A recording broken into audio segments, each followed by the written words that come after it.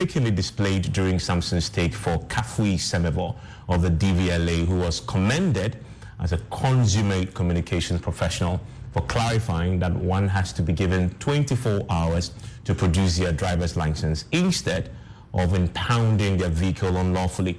The error is regretted. This picture is Kafui Semebo. That's a picture on your screens there. That's Kafui Semebo and the one meant to be displayed. Now, let's get down now to business. Joining me for our IMF conversation here on Newsfile today is somebody I've always looked forward to hosting myself in person, by the way, because of the way she makes economics very accessible. I was telling her just before we came on there that if she was my economist teacher, I would have become an economist instead of a journalist. Dr. Priscilla Chumesi-Bafo is an economist and senior lecturer, Department of Economics, University of Ghana, Lagos. Thank you for joining us. Thank you for having me. Yes, I missed the opportunity to be your teacher. I was several years too early, so I'm grateful that you could join me.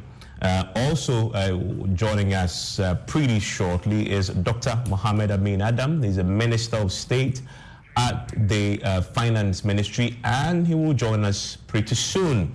We'll be joined in the studio later by John Abdullahi Jinapor. He is the Member of Parliament for Yape Kusogu constituency and member of the Finance, Mines and Energy Committees of Parliament. We're grateful that you could join us. Dr. Tue Champon is an economist and political risk analyst, and he joins us via Zoom. You can see him in short right now. I'm grateful, Doc, for joining us here on Newsfile. As I said at the beginning, later we would also get into the NDC conversation right after the primaries. We'll be joined in that particular conversation by John Jinapor Insurance. Dial *165# on the MTN to join. Duraplast, how you get your water matters. Remember, where Duraplast goes, water flows. And DBS Industries Roofing, I will start with you, Dr. Chumesi-Bafo, on what happened last night, where the money, the Finance Ministry confirmed that the $600 million hit our accounts. I mean, how important is that? Before we even open up, that is the first manifestation of this deal that the board approved. How important is that money, considering where we are now in the economy? Thank you once again, Evans, and good morning to your viewers and listeners again. I believe that it is important and that the money has come at the right time. Why is that? Because, as said, last week thereabout, we were aware that the reserves of the central bank was about 3 weeks of import cover.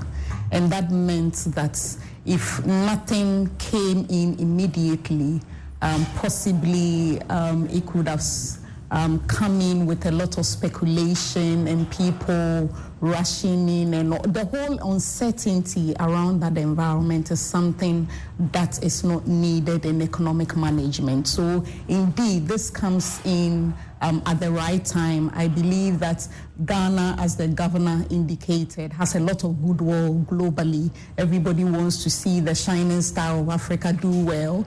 So in terms of that, and the evidence also points that whenever we have embarked on any fund-assisted program, we excel. The challenge has always been when we exit, then what happens? The indiscipline tends to creep in, and then we do not build resilience, and then with the slightest shock, we find ourselves wanting and we go back. So I think that it came in at the right time. I mean, when you compare other countries such as Zambia and Sri Lanka and others, Ghana's deal has come in at a record time. And I think that whether we should, it's not a time to celebrate. It is a call for us to take advantage of the goodwill we have to do the right things going forward. Yeah, and that last bit is interesting because Dr. Tue Champon, I want to bring you in. You were with me on PM Express this week when Dr. Chumesi-Bafo's other colleague, Professor Godfrey Bokwing, used the expression, well, it's not time to pop the champagne just yet. But the reality is, if you consider what Zambia went through, 2 years, and they're currently still struggling, to do this in 10 months is significant, is it not? No, so there are two quick things to that, right? So Zambia first applied to the G20 framework in February of 2021. And then in August of 2020, they got that 38-month ECF program. So they also have an IMF program just like us, right?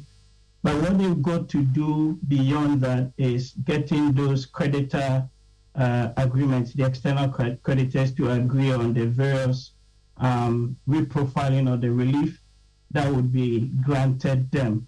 And this is where they are stuck at the moment. So Ghana, likewise, we've gotten a program, we've gotten some release of funding, but all the subsequent releases of funding, they're all contingent on meeting certain program benchmarks. And one of the key things is actually getting the external creditors, both the bilateral ones, so the Paris Club in China, as well as the private creditors, the Eurobond guys, to agree to some form of, restructuring of the terms. So that's the distinction there, that both of them have a fund program.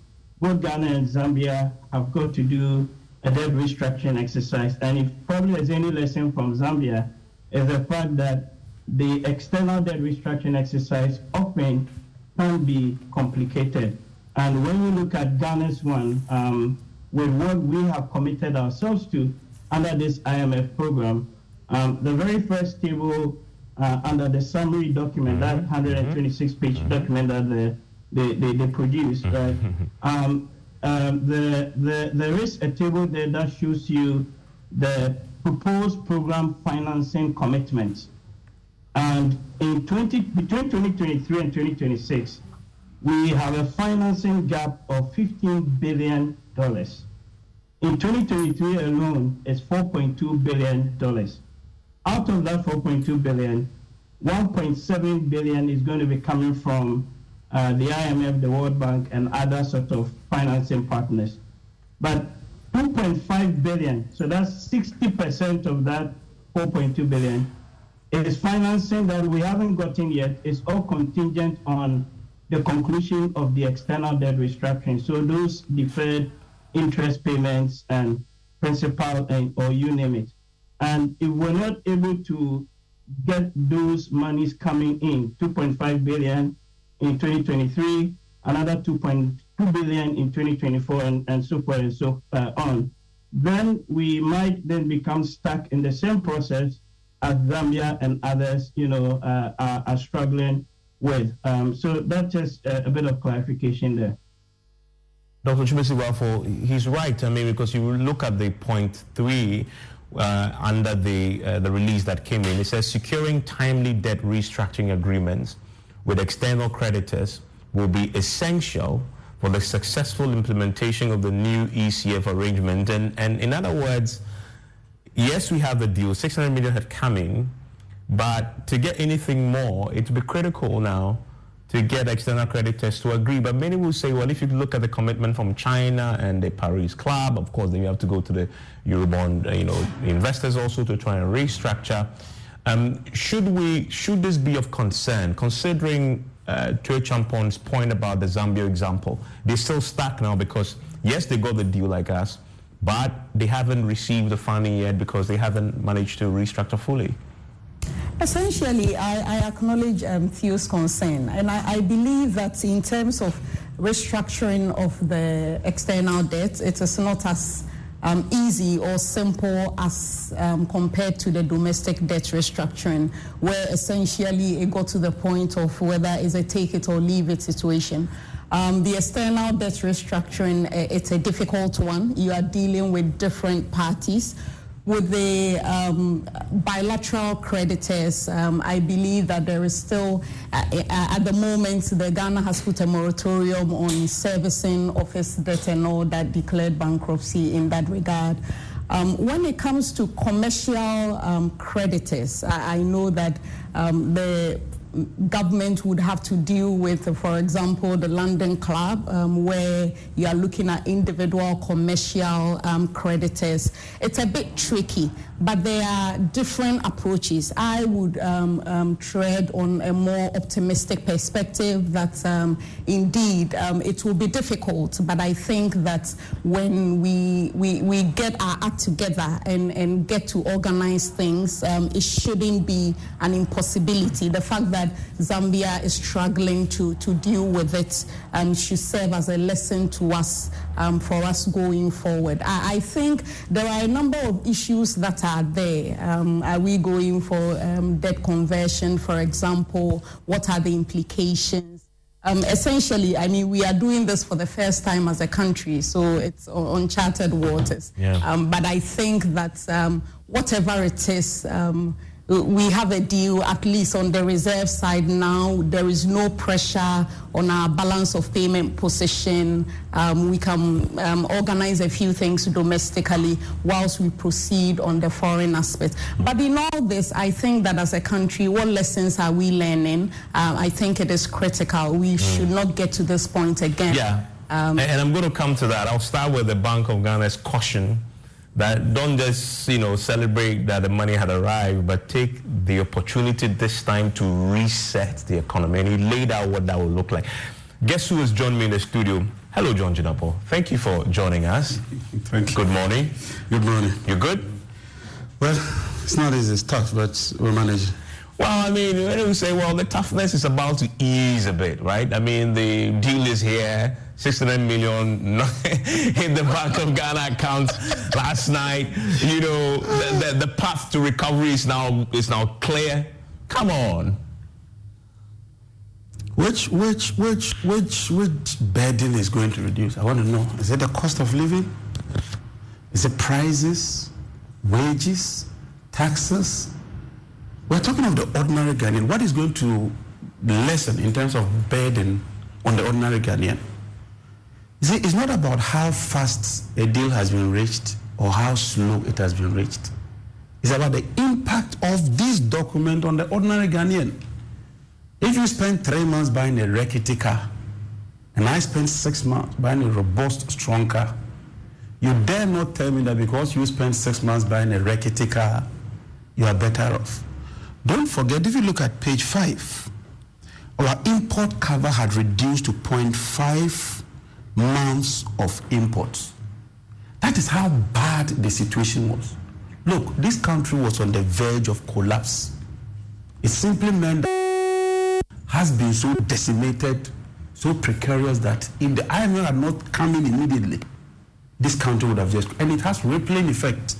Normally when Ghana goes through this, the shock waves goes to other countries. And the IMF is very cautious of that. And that is why some of the conditions precedent have been converted to conditions subsequent. We were supposed to restructure our debt before the IMF program. That was the situation.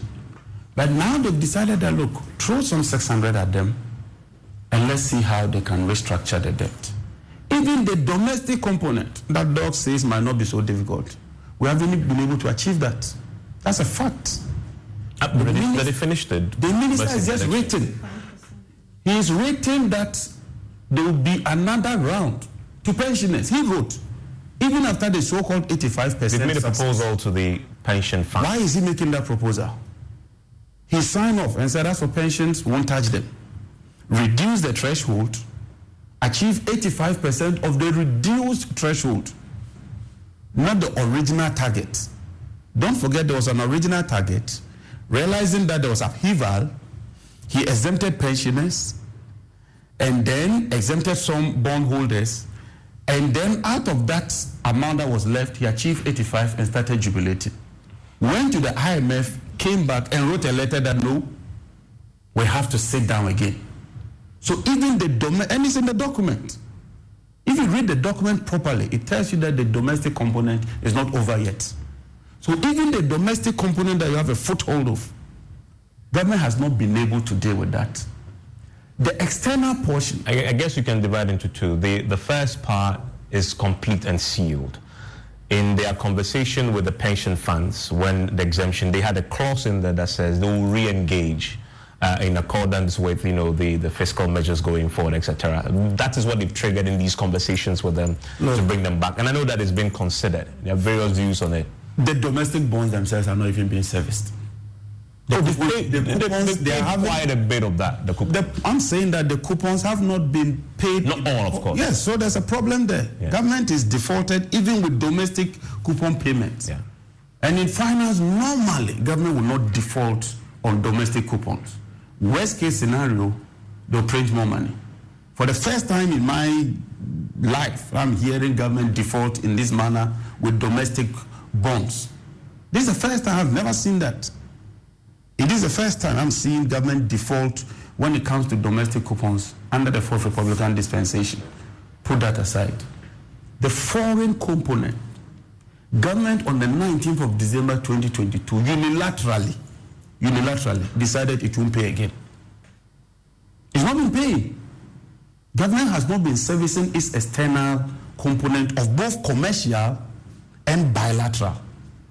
And in this document, and strangely, I don't know why they choose to do so, they would exempt the multilateral component from the debt restructuring. And the multilateral component has to do with the IMF, the World Banks, and also. But as for the bilateral and the commercial, i.e. the Eurobonds, they've stopped servicing the debt and they want to go for a renegotiation. So first of all, you are going to the table with very bad faith. The minister went to China and came back empty-handed. He went to China.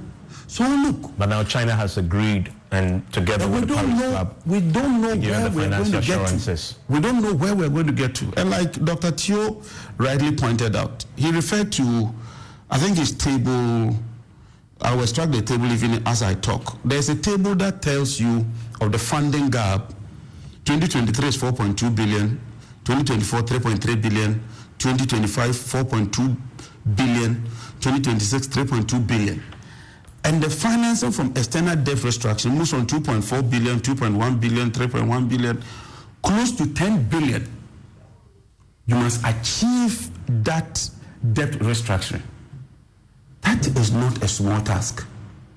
And I don't know why they agreed to it. It's not a small task. But when you then come to Ghana here, utility tariffs must be increased or adjusted quarterly.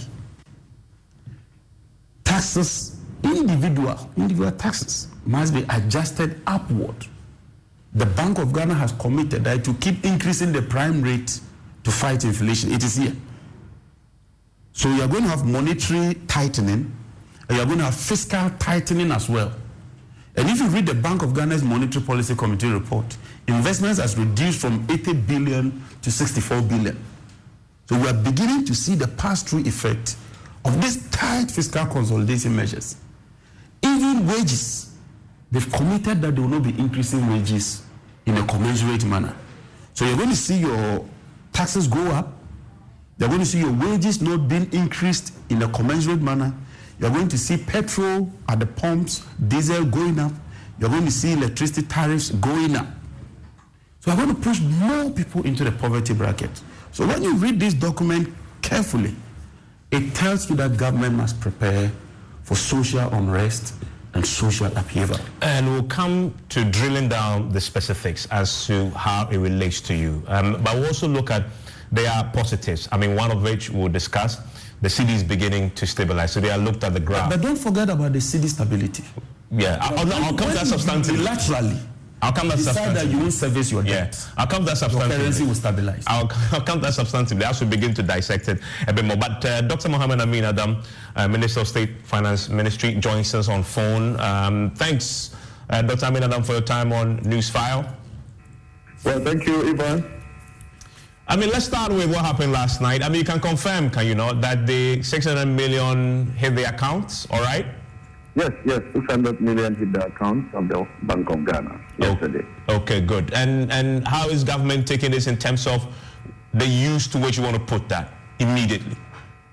Well, I think that we've explained that the program has two multifaceted outcomes that we expect to achieve.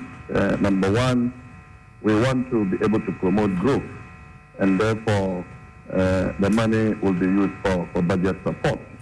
But at the same time, we want to also strengthen our balance of payment position. And to that extent, the money is coming through the Bank of Ghana. The Bank of Ghana will supply the equivalent to the government use in the budget. And so you are going to start seeing some relief in terms of financing in the budget. So we are able to meet the financing gap of the budget.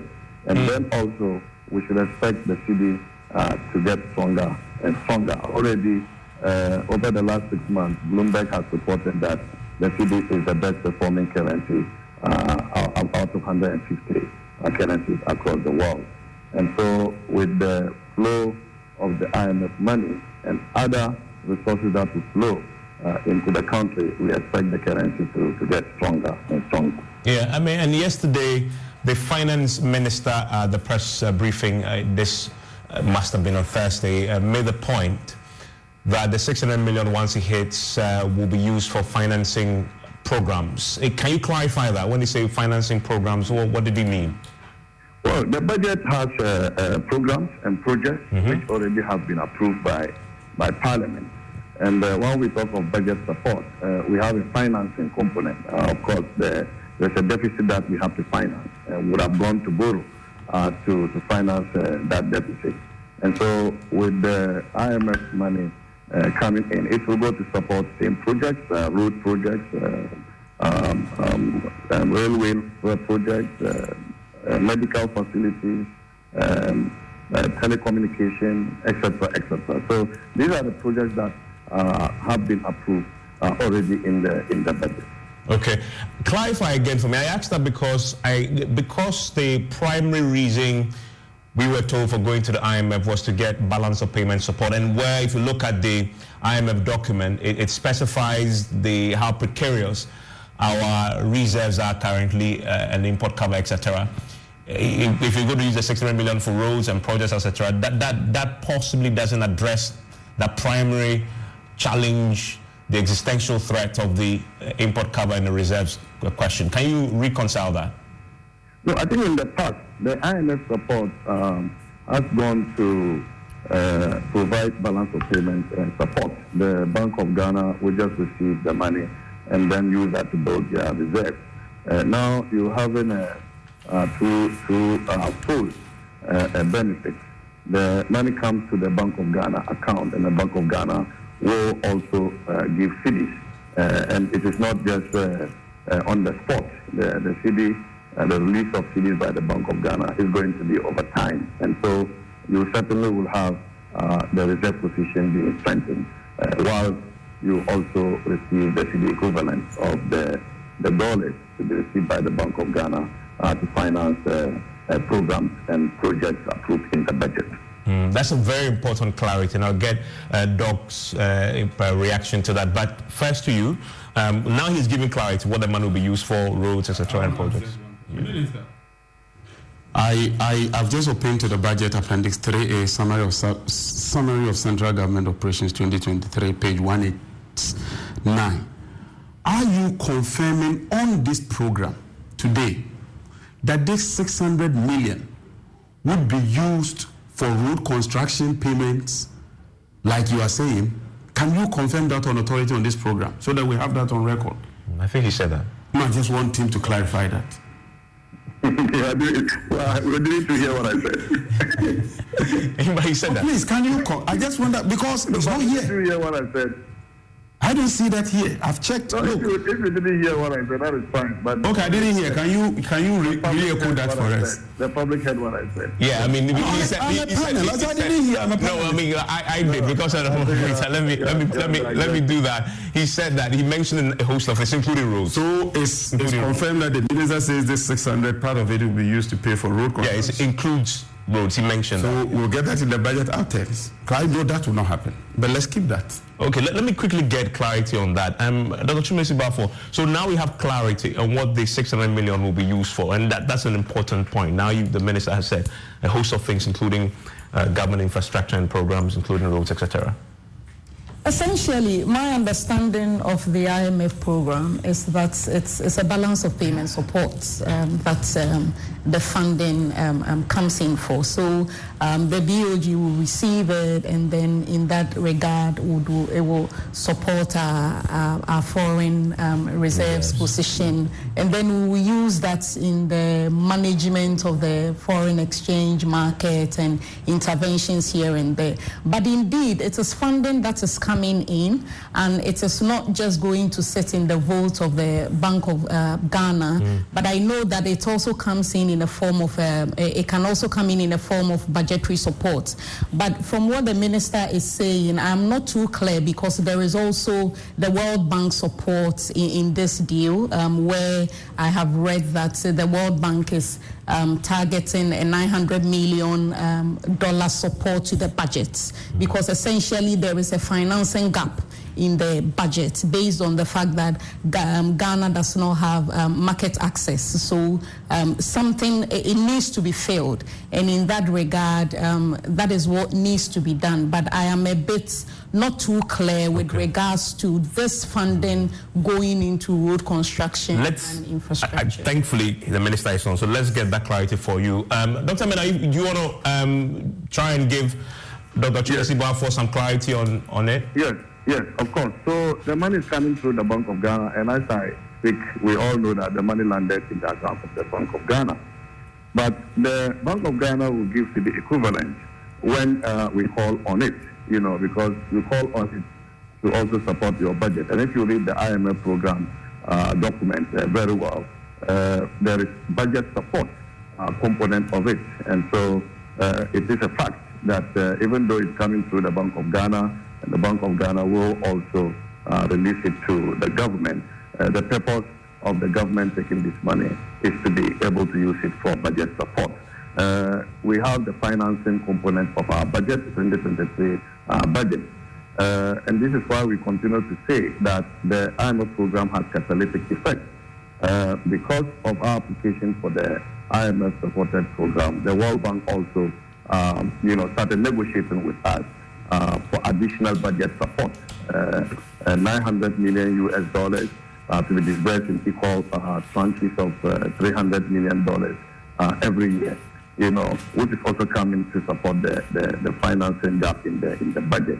There are so many other sources that we are looking at. We are engaging other multilaterals, we are engaging bilaterals, and also we want to be able to increase our own domestic effort in order to finance the gap in the budget. Okay. Dr. Trey Champon, your take on this? So I think Honorable is very right. The money comes to the central bank first. It's received in dollars.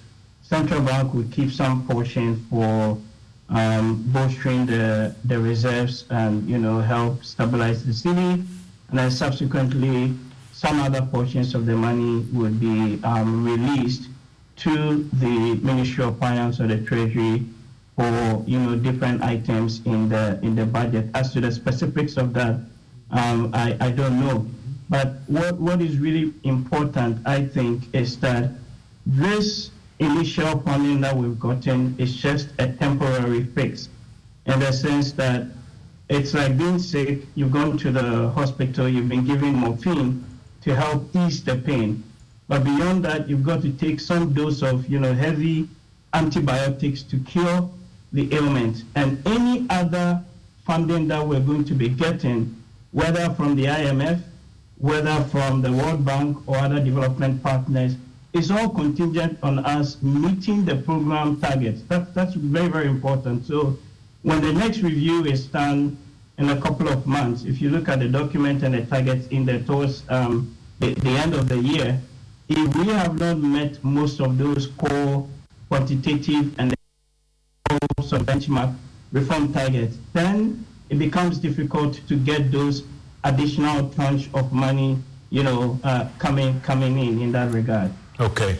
I want to now drill down to some of the specifics, and because the minister is with us, he can break it down, because many people are reading and some are either alarmed and they are feeling they'll be paying down the line, or you're looking at the benefits as we've seen the city beginning to stabilize a bit more, and as Guta and co have said, confidence will come back. But let's start with some of the issues that most Ghanaians will identify with and need explanation.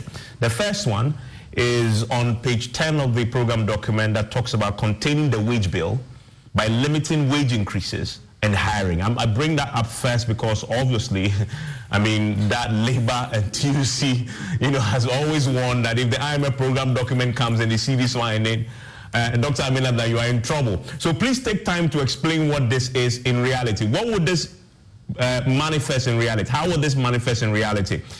Containing the wage bill by limiting wage increases and hiring. And the IMF says this will save you some 0.5% of GDP. At the document and all the negotiations we have done, there is nowhere there is a statement that there is a freeze in employment. We are not going to do that. But this is not also different from what we have been doing. For the past 2 years, recruitment in the government side have focused on the security agencies and the teachers and then also nurses, etc., etc. And these are critical institutions, and the job they do also very critical to our development efforts. And you know that the recruitments are backed by financial clearance. That is when government is able to finance their wages, then the clearance is given. And so that will continue as and when we are able to do that. But there is no explicit decision that there will be a freeze in employment. And so to the extent that we are able to manage this recruitment and also the clearance, we should be able to contain the wage bill. Also, if you monitor over the last 2 years, recruitments into these sectors that I mentioned have been massive, have been unprecedented. Whether you are talking about the security agencies or you are talking about the health professionals and nurses and teachers, more than 2 million people have been recruited into these areas. And therefore, even if you are not able to recruit sooner, you should have the numbers that will be able to support these institutions and the development efforts of our country. Okay, and those recruitments, I guess it's important to know, happened before the approval. Now going into post yesterday when you got the money, this is what you have to I guess stick by. So when it says continue by limiting wage increases, I mean, you're limiting it. It doesn't say don't increase, but it says limit. How is government going to interpret that? If next year, and definitely TUC will come and say we want to want more wages, and then it also says limit hiring. And I want an important clarity. The last time I went to the IMF, there was an exception created for essential services like the health sector and education in the limiting of the hiring. I wonder whether there is an agreement with the IMF going forward that whilst we are limiting hiring in the health and education sector, for example, there will be an exception such as we had in 2015. You know that the wage negotiations are always done, by the social partners. And for this year's budget, the negotiations were done before even the budget was approved. And so when you budget, what we are going to prevent is to do extra budgetary spending.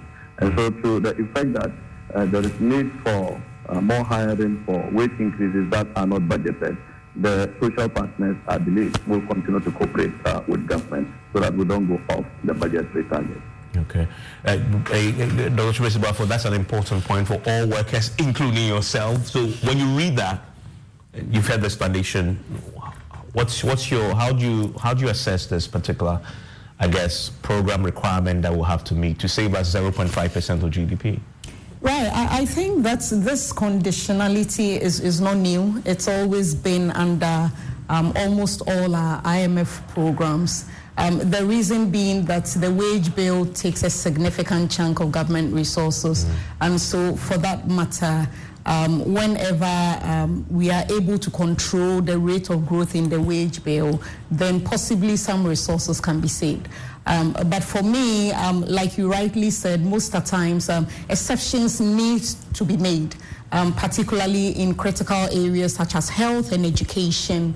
You would want to make exception to replace, for example, retiring labor, to make sure that there are no deficits created in critical sectors. And I think that that is something that is done under usually most IMF programs, but you would not find a wholesale employment into the security services and others when we are under a program, because you need to contain the wage bill.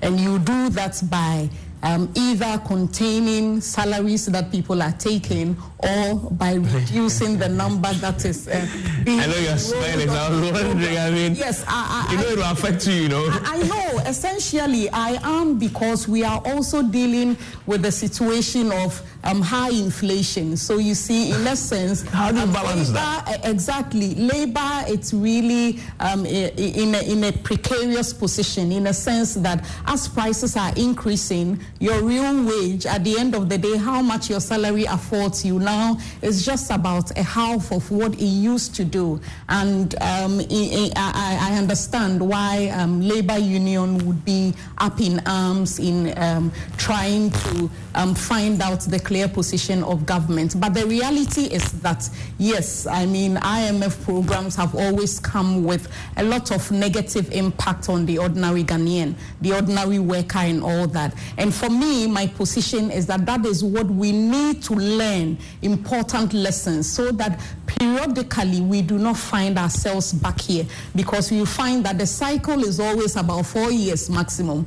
We are back looking for a deal. We need to find sustainable solutions to this, so that we do not over time keep inflicting such difficult economic circumstances on the citizens. I mean, John, this is standard IMF conditionality, right? I mean, you had a version of it in 2015, so I'm not sure you have a problem with this. Everybody expected this will be in it.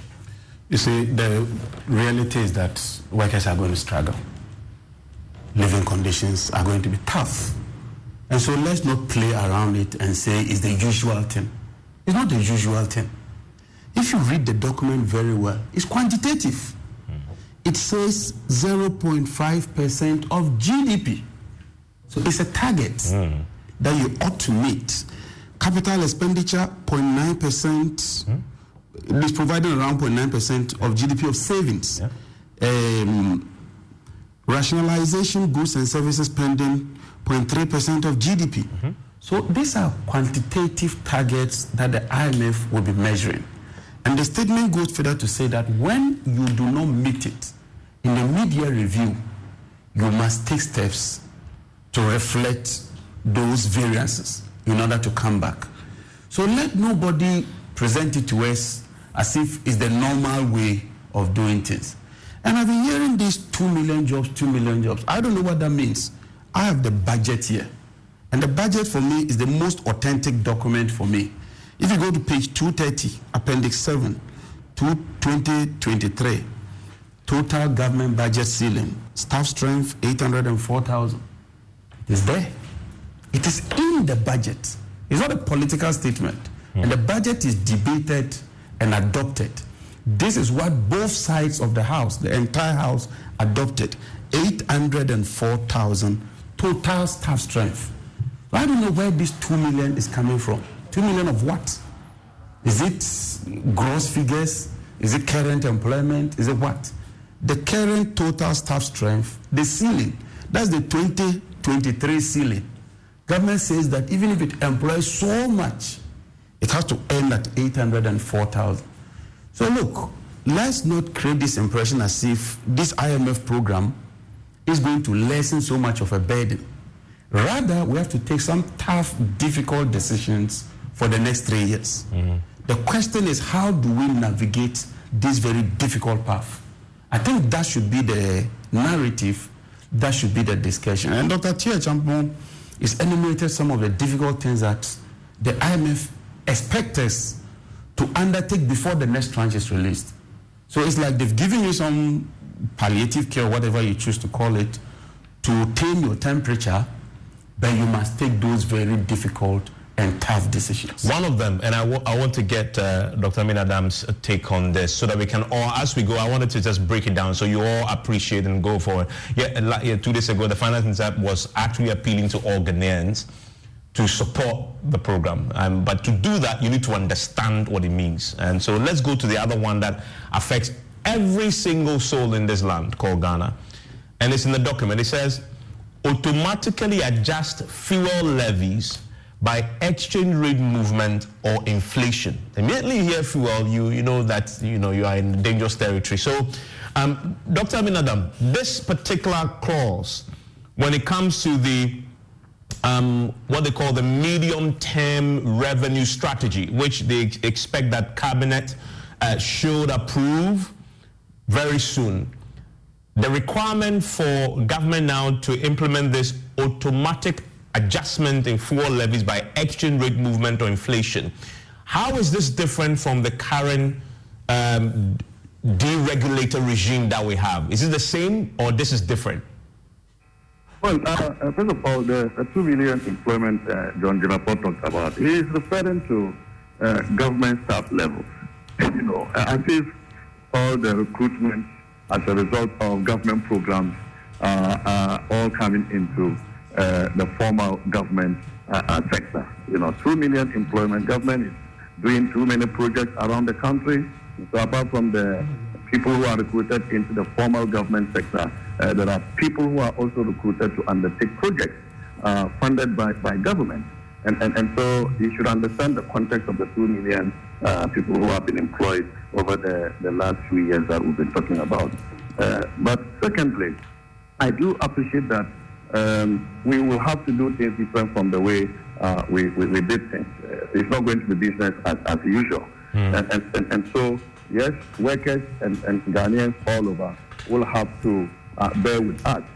But in doing this, we are also very sensitive to the plight of the people, especially the poor and the vulnerable. And so in this particular program, there's a heavy component on social intervention that we negotiated into the program. Leave, for example, has been doubled, and we are going to increase funding on leave. We also are going to also spend more on school feeding program. It's also doubled. NHIS, senior high school program, is going to continue. And so, even though we will have some difficulties, we have been very careful in negotiating this program to ensure that the very vulnerable segments of our society, not the likes of Jinapor, but those who are affected directly by government policies, they are also given safety net so that we can uplift them. As far as the wages are concerned, Dr. Tumasi mentioned that they may have to call for some consideration because inflation is high, prices are going to increase, and when that happens, there is need for adjustment in the salary. I appreciate that, but we all know that this program is also intended to achieve macro stability, and so we are working to reduce inflation. We are working to ensure that inflation goes further down to single digits. We've recorded single digits before.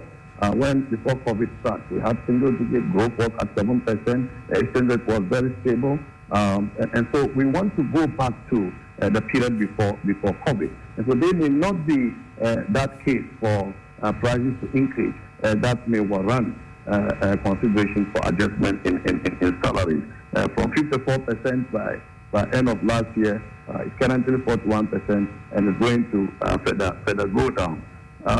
Let me also add that the difficulties we're talking about, even if we didn't go to the IMF, we would have been asked by the policies we've taken through the budget to adjust ourselves, because some of the measures have already been front-loaded into this budget. And so when people say there will be increases in taxes here and there, we already have front-loaded them in the 2023 budget, and we're going to continue to, improve on the efficiency of the collection. We're going to continue to expand the tax net.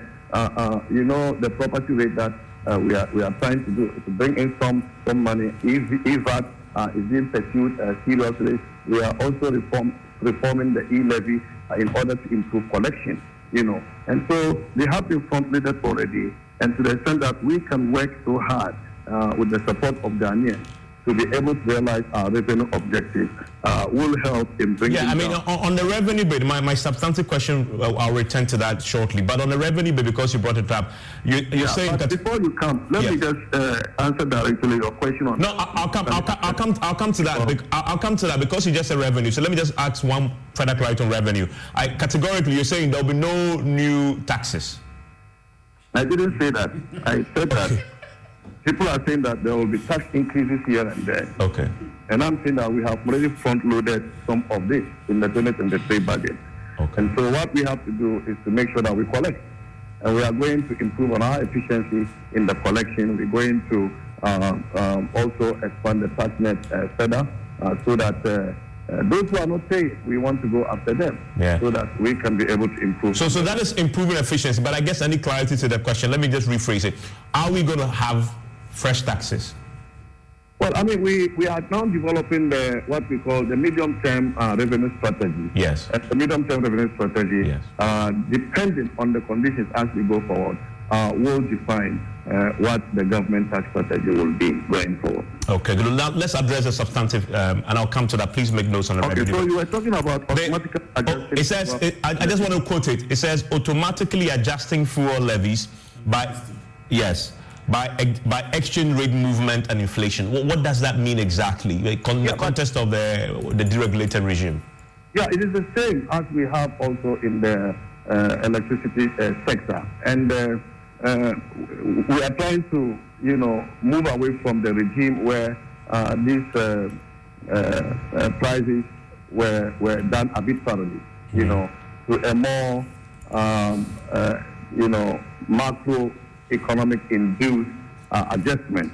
And so, as I indicated, whilst inflation continues to go down and the exchange rate stabilizes and the cedi becomes stronger, you should expect a downward review.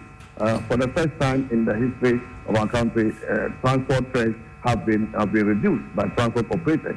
I mean, this is because fuel prices are reflecting inflation, are reflecting the exchange rate, are reflecting what the deregulated regime has defined for us to follow in terms of not just fuel pricing but also electricity pricing. PURC announced an increase in tariff adjustment, but we are also aware that, as they have announced in their statement, they are trying to recover forex under recovery from previous adjustments. But with inflation coming down and the exchange rate stabilizing, we should expect future adjustments to be lower and lower than they have been in the past. Okay, and on the transport matter this morning, the GPRT, they've withdrawn the 10% increase decrease, the reduction because of controversy over, whether you should implement it. And I think the analysis they gave for withdrawal is because they didn't factor in the spare parts component, which is still an issue. So it's this morning. Well, I think that may be pressure coming from their members, but the reality is that they announced a 10% decrease in fares. We may have to engage them to find out the reason for, and they gave reasons for that, why they announced a 10% reduction in fares.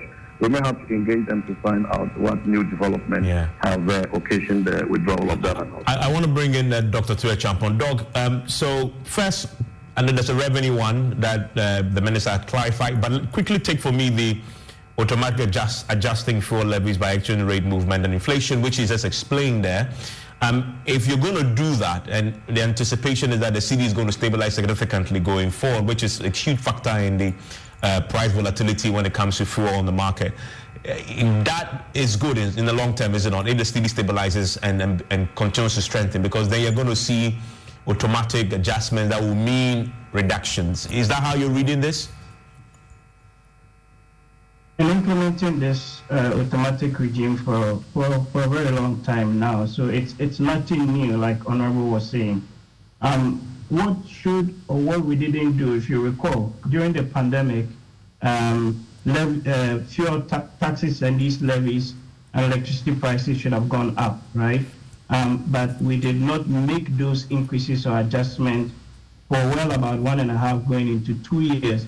So by the time we made the first adjustment, we're already catching up with 2 years worth of reduction in value as a result of the inflation going up. And then there's been some subsequent adjustments as well.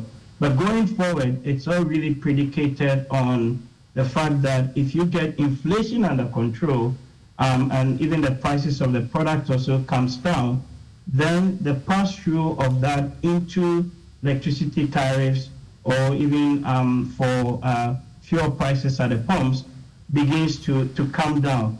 But I struggle a little bit to see how that will come down, at least in the short term. So inflation line is about 40 or so percent.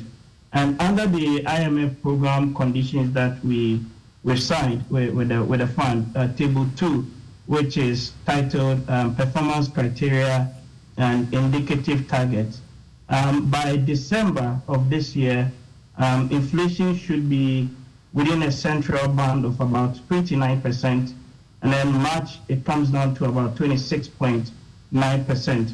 So basically we need some big incremental reduction, or actually big reduction in inflation levels for us to meet those program targets, and for that subsequently to feed through into a reduction of prices at the pumps or when it comes to buying utilities. But the structure or the pricing setup has always been there anyway under the automatic formula, just that we are not implementing it in a consistent manner. On the revenue question that you asked, paragraph 24, I think page 13 of the document, when I listed them, I could count 7 different tax reforms, or let's call it more broadly, domestic revenue mobilization initiatives. So the first one is removing some of the exemptions that we give on VAT,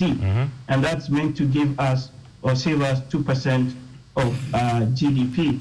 The second thing is reforming of the corporate income tax regime, and there the issue is that the way we give the tax holidays, the way we give again exemptions, and even some of the companies tend to engage in some aggressive profit shifting.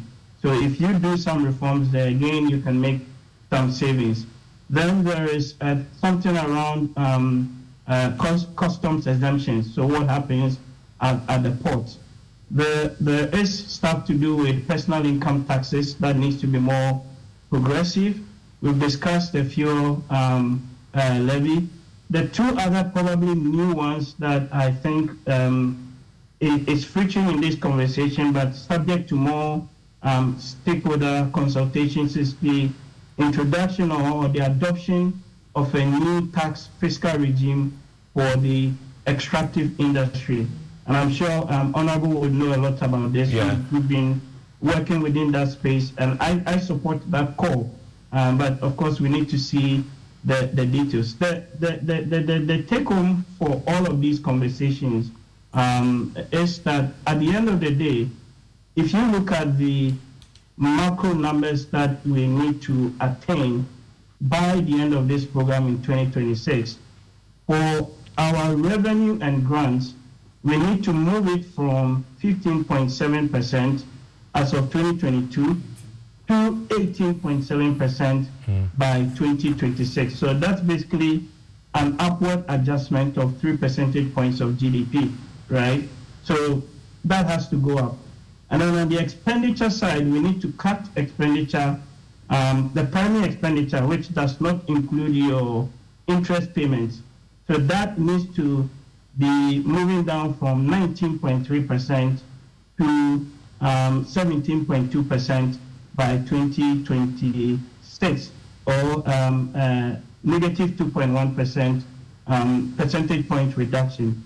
This is where I think it gets interesting, because again, if you look at the size of the adjustments that are required, one, if you look at our own behavior as a people and as government in the past where we commit to these targets, but we're unable to really meet all of them.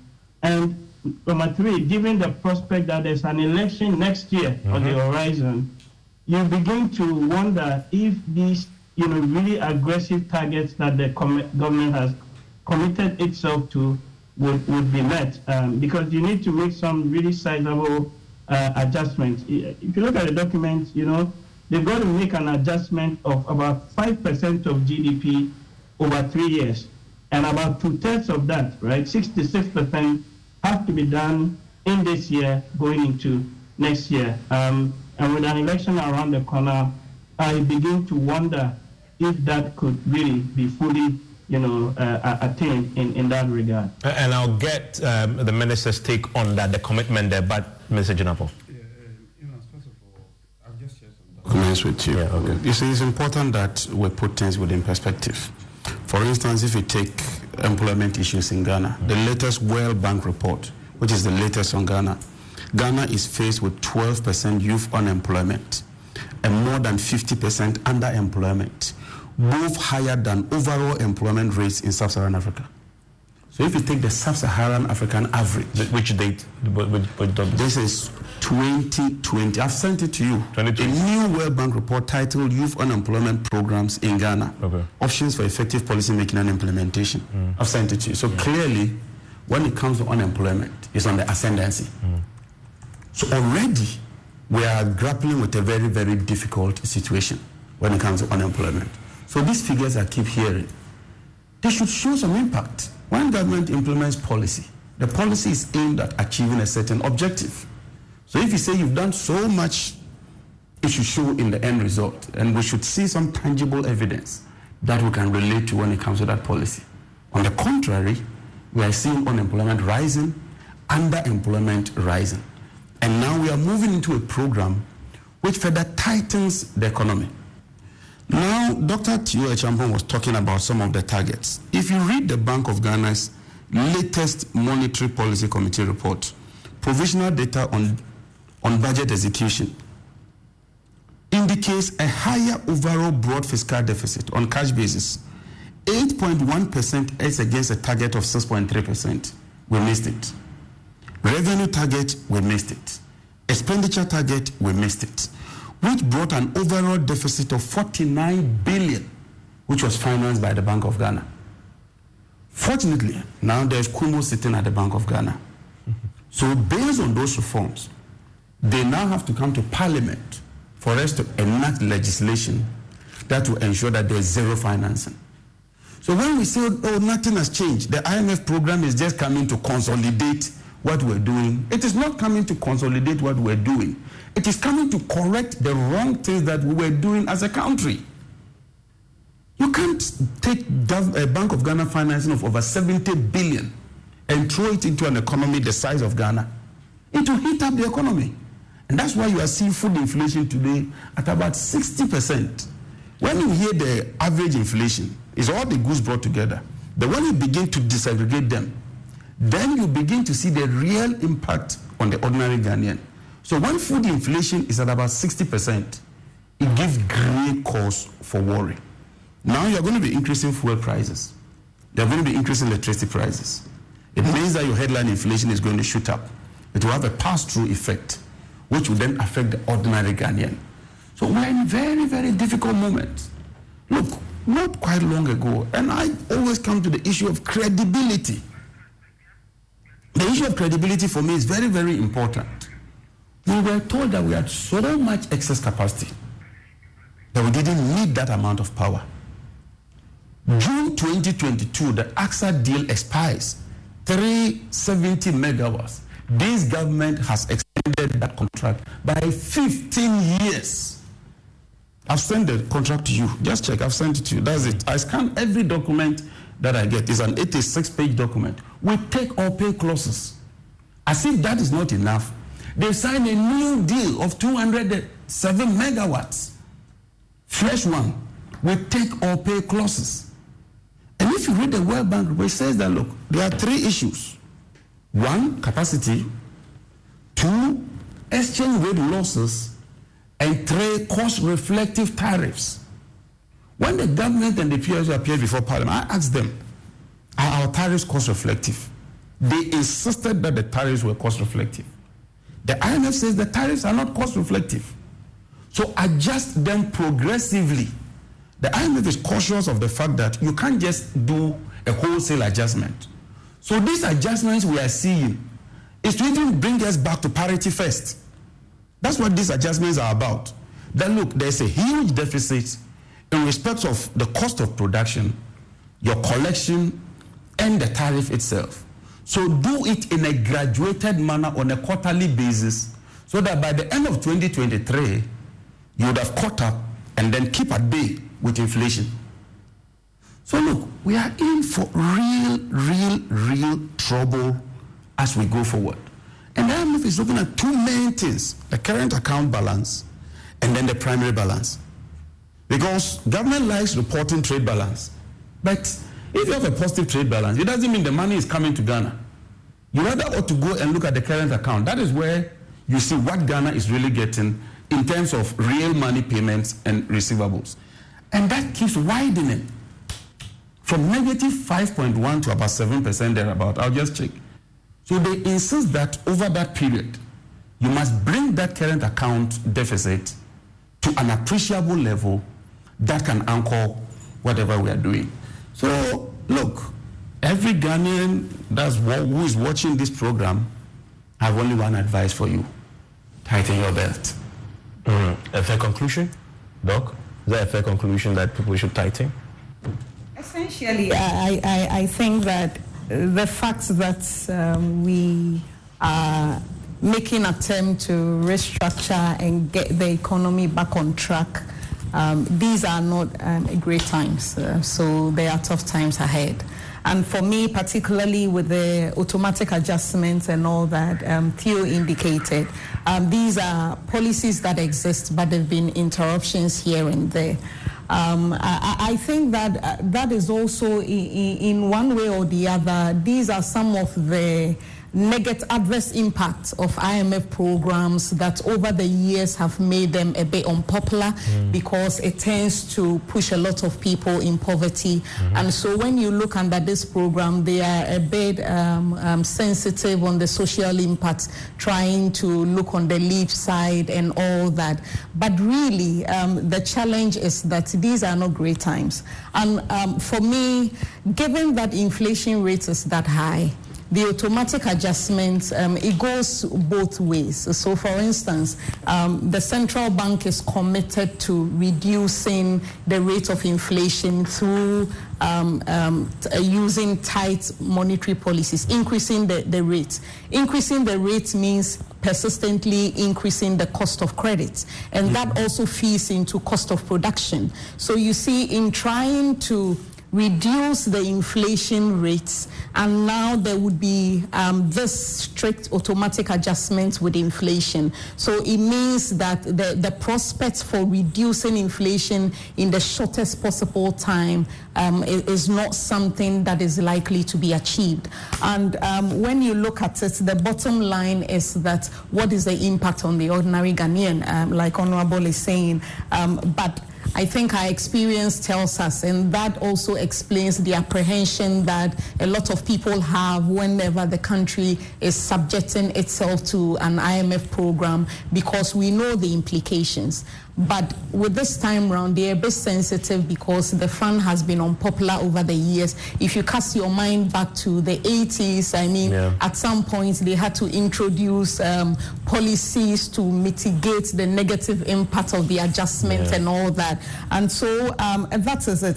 One thing that stands out for me for this program is also the mandate for the central bank to be independent. I know that, I mean, before moving going into our inflation targeting regime, central bank independence is critical for inflation targeting.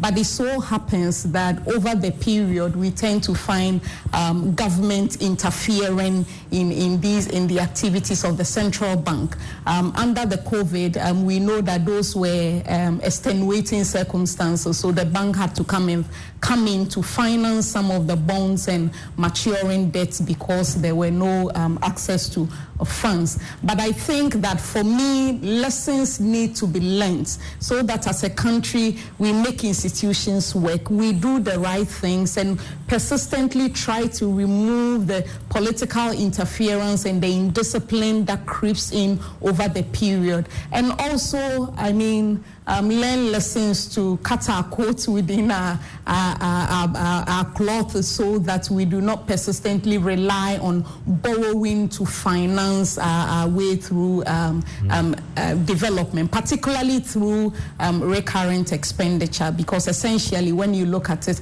a lot of the debt has not gone into capital expenditure. I'm going to take a quick break. When I return, Dr. Mohammed Amin Adam, please stay with me. Dr. Tui Champon also. I'll get your quick reaction to the energy conversation as Mr. Jinapo began, because I see in the document you've agreed to embark on an ambitious reform agenda in the energy sector, which is expected to limit the growing fiscal costs. And what does that look like? Also, the expenditure savings, you're also committing to create the needed fiscal space, and that will stem from efficiency gains and the reduction of large subsidy bill in the energy sector. I was under the impression that the subsidy conversation was long dead, but apparently isn't.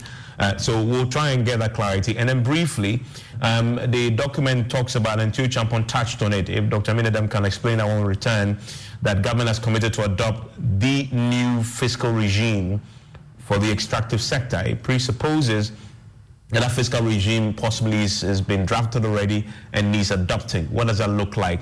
And then finally, so really, what's the cushion in the program? What are the safety nets that have been put in there?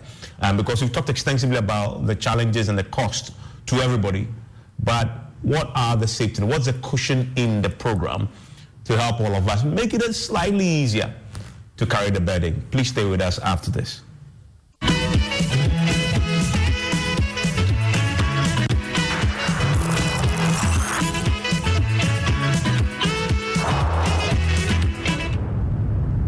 And thank you for staying with us here on Newsfile. The Newsfile is brought to you by Bank of Africa, as strong as a group, as close as a partner.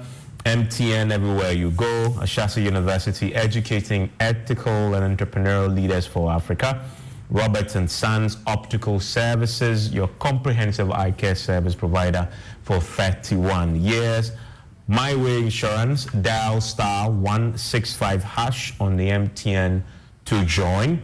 Duraplast, how you get your water matters. Remember, where Duraplast goes, water flows. And then DBS Industries, roofing, few. And some of you, many of you have joined us with your comments. Jack Reacher and says, one of my favorite movie characters, says, are we going to get new taxes? A simple yes or no question has turned into a rant. Alidas says it needs to be more clear. Don Rich says the IMF bailout is definitely going to cause us some fiscal and monetary headache for years to come. MK Mate, why can't we be comparing ourselves to the African nations that are doing far better than Ghana without IMF bailout, but we rather sit to compare ourselves to the ones that we are ahead of with this? How can we say we are thinking of development as a country?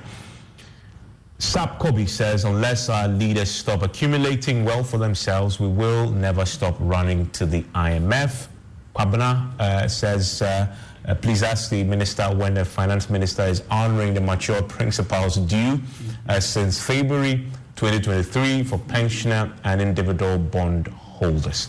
A few of your messages there, and you are so live here on Newsnight. My guest with me in the last 1 hour 30 minutes have been, as you may have been hearing, Dr. Mohammed Amin Adam, Minister of State at the Finance Ministry, Dr. Priscilla Chumesi-Bafo, economist and senior lecturer at the Department of Economics and at the University of Ghana, Legon, Dr. Tui Champon, who is an economist and political risk analyst, and John Abdullahi Jinapo, who is a member of Parliament for Yape Kusugu constituency, member of the Finance, Mines and Energy Committee of Parliament. And to that, I want to turn next, because one of the biggest challenges we face, the reason why our deficit is so huge and we keep borrowing in debt, is the energy sector.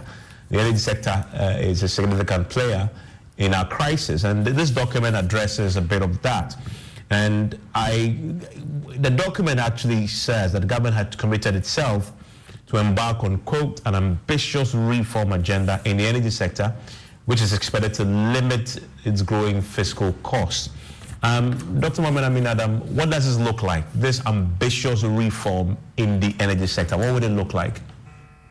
Well, Ivan, there are structural reforms that we have to implement under the program. And some of these reforms, we started doing them, but not as ambitious as we are going to look at. But let me just add to a very important point that was made earlier about the unemployment by the World Bank report. I haven't seen the report. I would like to see to understand the contours of the analysis in that report.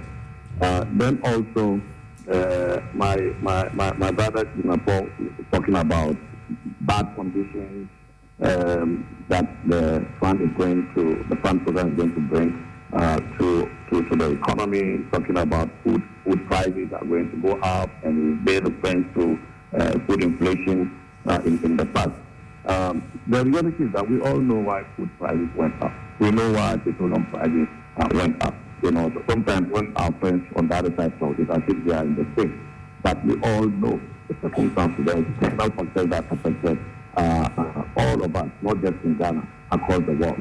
He kept saying that petroleum prices will increase. In the contrary, petroleum prices are decreasing. You know, and that is a statement of fact. I can understand when people talk about credibility, that election is coming next year, and therefore what is the commitment of the government to achieve the targets that we set for ourselves. I can understand that, because in the last election, under the last IMF program, we suffered credibility deficit, you know, and that was the program from 2015. By 2016, they had not met any of the targets. Not a single target was met by the then government. And so I am even surprised, about credibility when we all know that they are the grandfathers of credibility deficit. We had to come in and then work with the IMF to achieve the target, the intended targets under the last program. But I can assure you that we are committed at the highest level. His Excellency the President is committed. Those of us at the Ministry of Finance and our leader, the Honorable Colonel Forata, we are committed to following through. Dr. Teo also talked about the fiscal consolidation, which I think is a very important component of this program. Increasing revenue, tax revenue, as a percentage of GDP from 15% by end 2022 to 18% will require huge effort.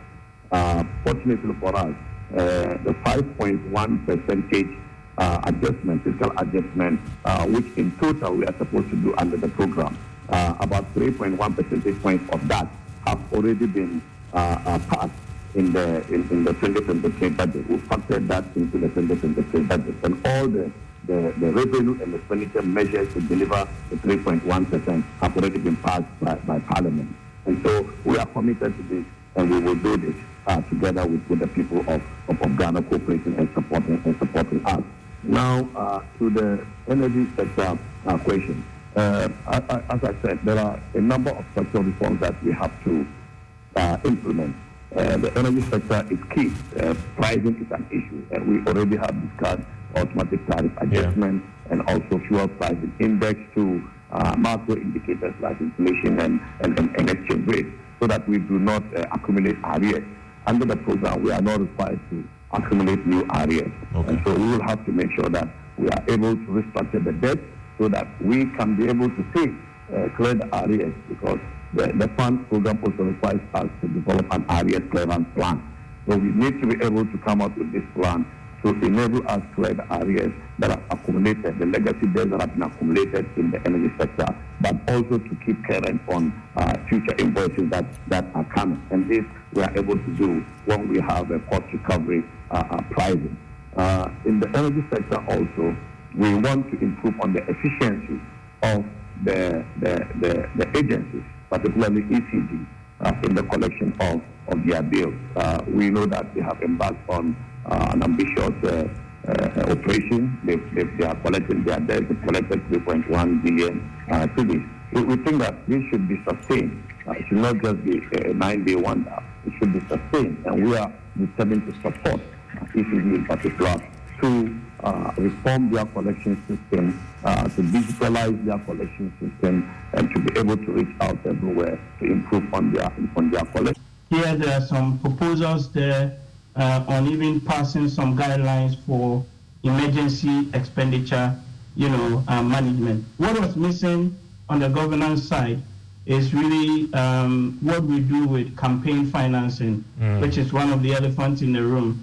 But you could argue that that is really outside of the remit of the IMF. But it's really fundamental. But I was glad to see some, attempts on the governance side to introduce reforms that would, in a way, limit the behavior of some of our, political appointees. I mean, Dr. Chumesi-Bafo, that is an interesting addition this time. They're not only checking your finances and making sure your economy, but now they are actually going to the root cause, I guess, is the behavior of government officials and government agencies now wielding again to say you have to improve internal governance and the way you do your things, including asset declaration. I don't know what you make of that. I think it's a call in the right direction, but I'm a bit skeptical about the progress that can be made within 3 years that the country would be under the program. But essentially, when you look at over the period, all our IMF programs, we tend to focus so much on the funds that we get. Exactly. And then when you look at policy prescriptions that enable us to transform our economy, build on systems and structures so that we can address the inherent vulnerabilities in the economy, you tend not to see a lot of these. So I'll give you a typical example. Under the 2015 ECF program, I think that is when we instituted the Fiscal Responsibility Act and all that. And then COVID came, and under force majeure, we had to put that aside and get back on. I think the document is also getting us get back to the Fiscal Responsibility Act levels of any government not running a deficit over 5% of GDP. I think these are systems that we need to ensure. And for me, my passion is basically on the economic side, because issues like governance and things, sometimes the outcomes are difficult to measure. And so in essence, we should be more committed to addressing the inherent issues. Like Theo said, if you've been given paracetamol or whatever to control the temperature, we need to get to the root cause of what is causing the rise in temperature. And those are the structural issues. Addressing the medium-term fundamental problems of exchange rate issues, inflation, and all that. And the Bank of Ghana governor said something at a press conference, and I guess because you brought it, I need to put it to you. He says that don't focus on the money. Use this as an opportunity to reset the economy. And he started talking about the key things. Exactly. Use this opportunity to reset the economy. What does it look like? Exactly. Then he mentions, the structural fundamentals, so export-led instead of importing. But we've been talking about that for decades now. So the issue is that it's not like we don't know what to do in this country. We know what to do, but basically it boils down mostly to the lack of political will most of times, and the fact that essentially these structural reforms require a lot more time than a political cycle. So you see, the challenge we face is that we tend to try to want quick fixes, short-term results to show that the government has done something. I can understand the position politicians are in because they are looking at the next election. But I think that we should get beyond that and look at the bigger picture with structural changes, investing in the right areas in the economy. So, for example, I was asking John, what is it with the energy sector that all politicians speak so passionately about for us to change? But it appears the problems still persist. There is nothing that appears to be done about it. If we are able to solve these issues of energy, issues of access to credit, issues of skilled labor, then we will be equipping firms to be productive and produce domestically, reduce our import dependence, export. It is not rocket science, but it takes a lot more commitment and effort on the part of government to deliver on these. And most of the times, it appears they tend to be dealing with short-term, 4-year political cycle, maximum 8 years, and so it becomes a bit murky. John, as we wrap up, I need to ask you, government cannot implement this program without the support of the minority. I bet some of it will have to come to Parliament for consideration. Do they have your support? As far as practicable, we are all Ghanaians. We want the betterment of the economy. But we must do so with some candor. We must do so with some level of transparency, honesty, and forthright. The minister just told you, and Chio confirmed it. Now, the NDC signed excess take-or-pay clauses, and that's for them they do not. This is the contract here, and I refer to page 5. Capital recovery shall mean the amount calculated in accordance with clause 5.1 of this PPA. And if you go to clause 5.1, it tells you the capital recovery. The capital recovery is simply that I declare availability, you are not ready to take it. I've taken a loan from the banks to bring the plant here. So you must give me something to go and pay the banks, because you got me to bring the plant here. In the energy sector, it's capital intensive, there's a long duration, and you cannot sell it like ordinary goods.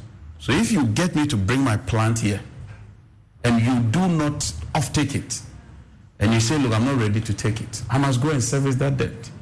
And so this idea that as for the NPP government, they are signing take and pay clauses is not true. This is the document signed under the NPP administration. The Tama LNG project signed under the NPP administration is a take or pay agreement. So first, when you do this, then you break the trust amongst ourselves. Let's agree that maybe there's some element of capital recovery.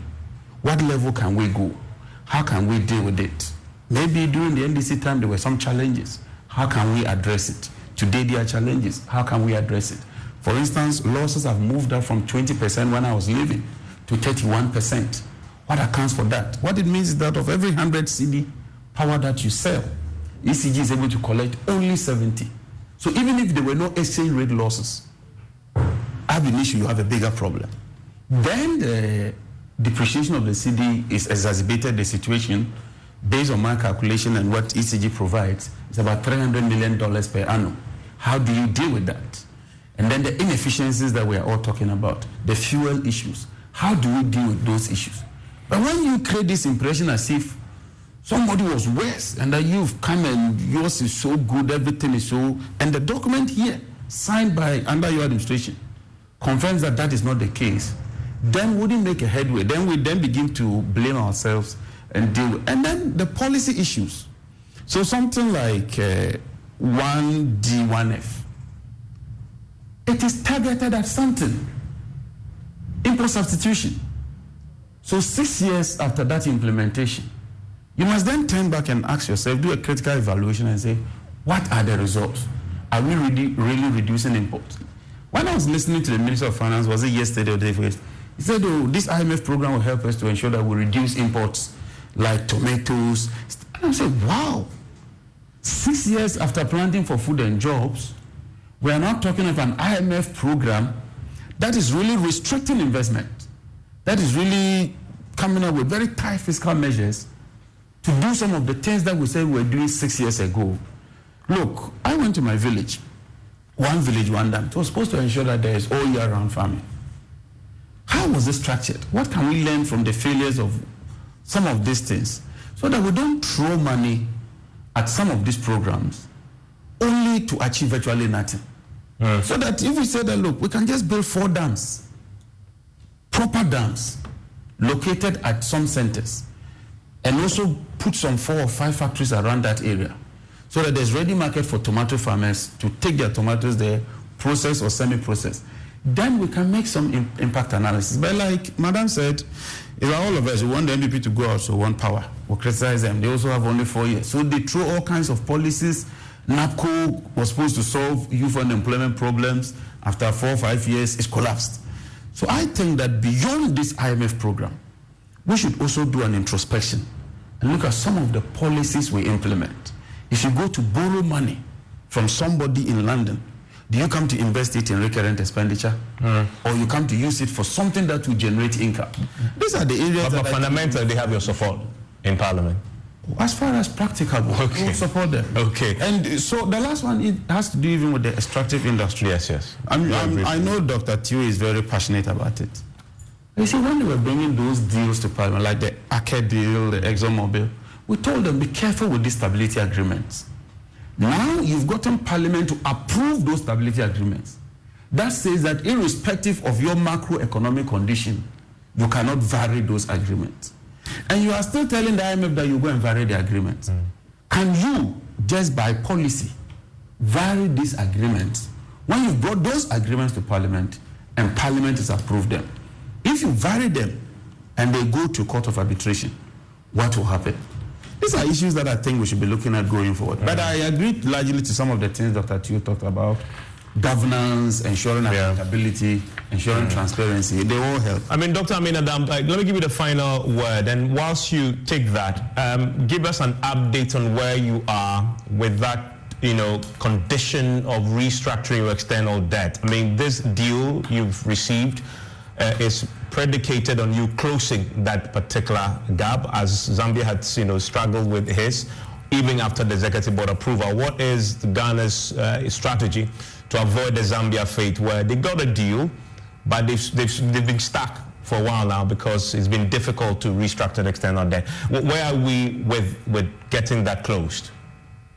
Well, Honorable Jinapor talked about losses in the sector being 20% when they left government. That is not true.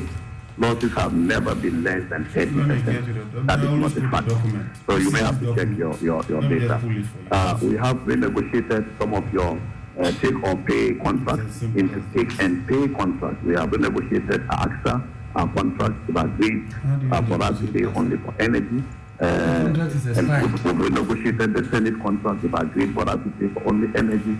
So they are now take-and-pay contracts. That are visible examples of how we have renegotiated contracts that we sign from take-or-pay to take-and-pay. In terms of the stability agreement, we signed 13 petroleum agreements. And each of these agreements has stability clauses in those agreements. So you cannot turn around and say that we signed the ExxonMobil and the Aker stability agreement. We signed 13 petroleum agreements, each of them. There's no single petroleum agreement we did not negotiate stability agreements in them. Now coming to the question of the restructuring of the debt. Yeah, externally. We got the financial assurances from the official bilateral credited on the 12th of May. And that is strong indication that we will move also faster in the negotiation relative to Zambia. It took us 5 months to get the financing assurance from the time we applied for it in December. And so that is not the same as Zambia. Zambia took 17 months to get the financing assurance. Sri Lanka took 7 months to get the financing assurance. So it will not be the same as the case of Zambia. We are very confident that when the negotiations start, it will start in earnest, and the level of cooperation and understanding we already have received from the bilateral creditors shows that we will move faster. As far as the commercial creditors are concerned, the confidence in Ghana's economy has been boosted already just by the announcement of the IMF, Ghana's international bond yields are going in the right direction. Our international bond, about 8 of our international bonds are among the top 10 best performing bonds in emerging markets. And we have seen our yield increasing by about 12%. Compared with 3.6% among emerging markets. So the confidence level is already being boosted, and that should provide a favorable condition for the negotiation with our commercial creditors. Then I am very confident that they will support us, they will cooperate with us, and together we can put our debt to sustainable levels as the basis for accelerated economic takeoff. And I need to ask this finally. I mean, there's going to be definitely pain ahead. But where is the cushion? I mean, in this document and agreement with the IMF, if you can bullet for me, how is government cushioning the ordinary Ghanaian with what we now expect to be some tough times still ahead? Well, Ivan, I said earlier that we have negotiated a very strong, social intervention investment in the project, in the program, and some of the socially sensitive programs we have been implementing are going to be supported. LEAD, for example, is going to be doubled and has been doubled in the 2023 budget already. The capitation grant is going to double.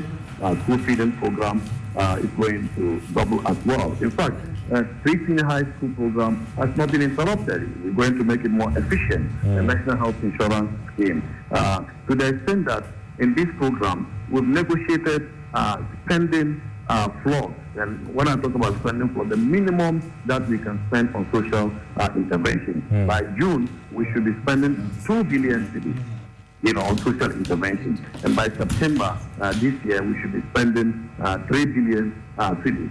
By December, we should be spending a cumulative 4 billion cedis. This is different from our normal spending in the sense that sometimes you budget and the releases are not corresponding well with the budget. But now we have negotiated some minimum ceding, which means we can even go beyond that.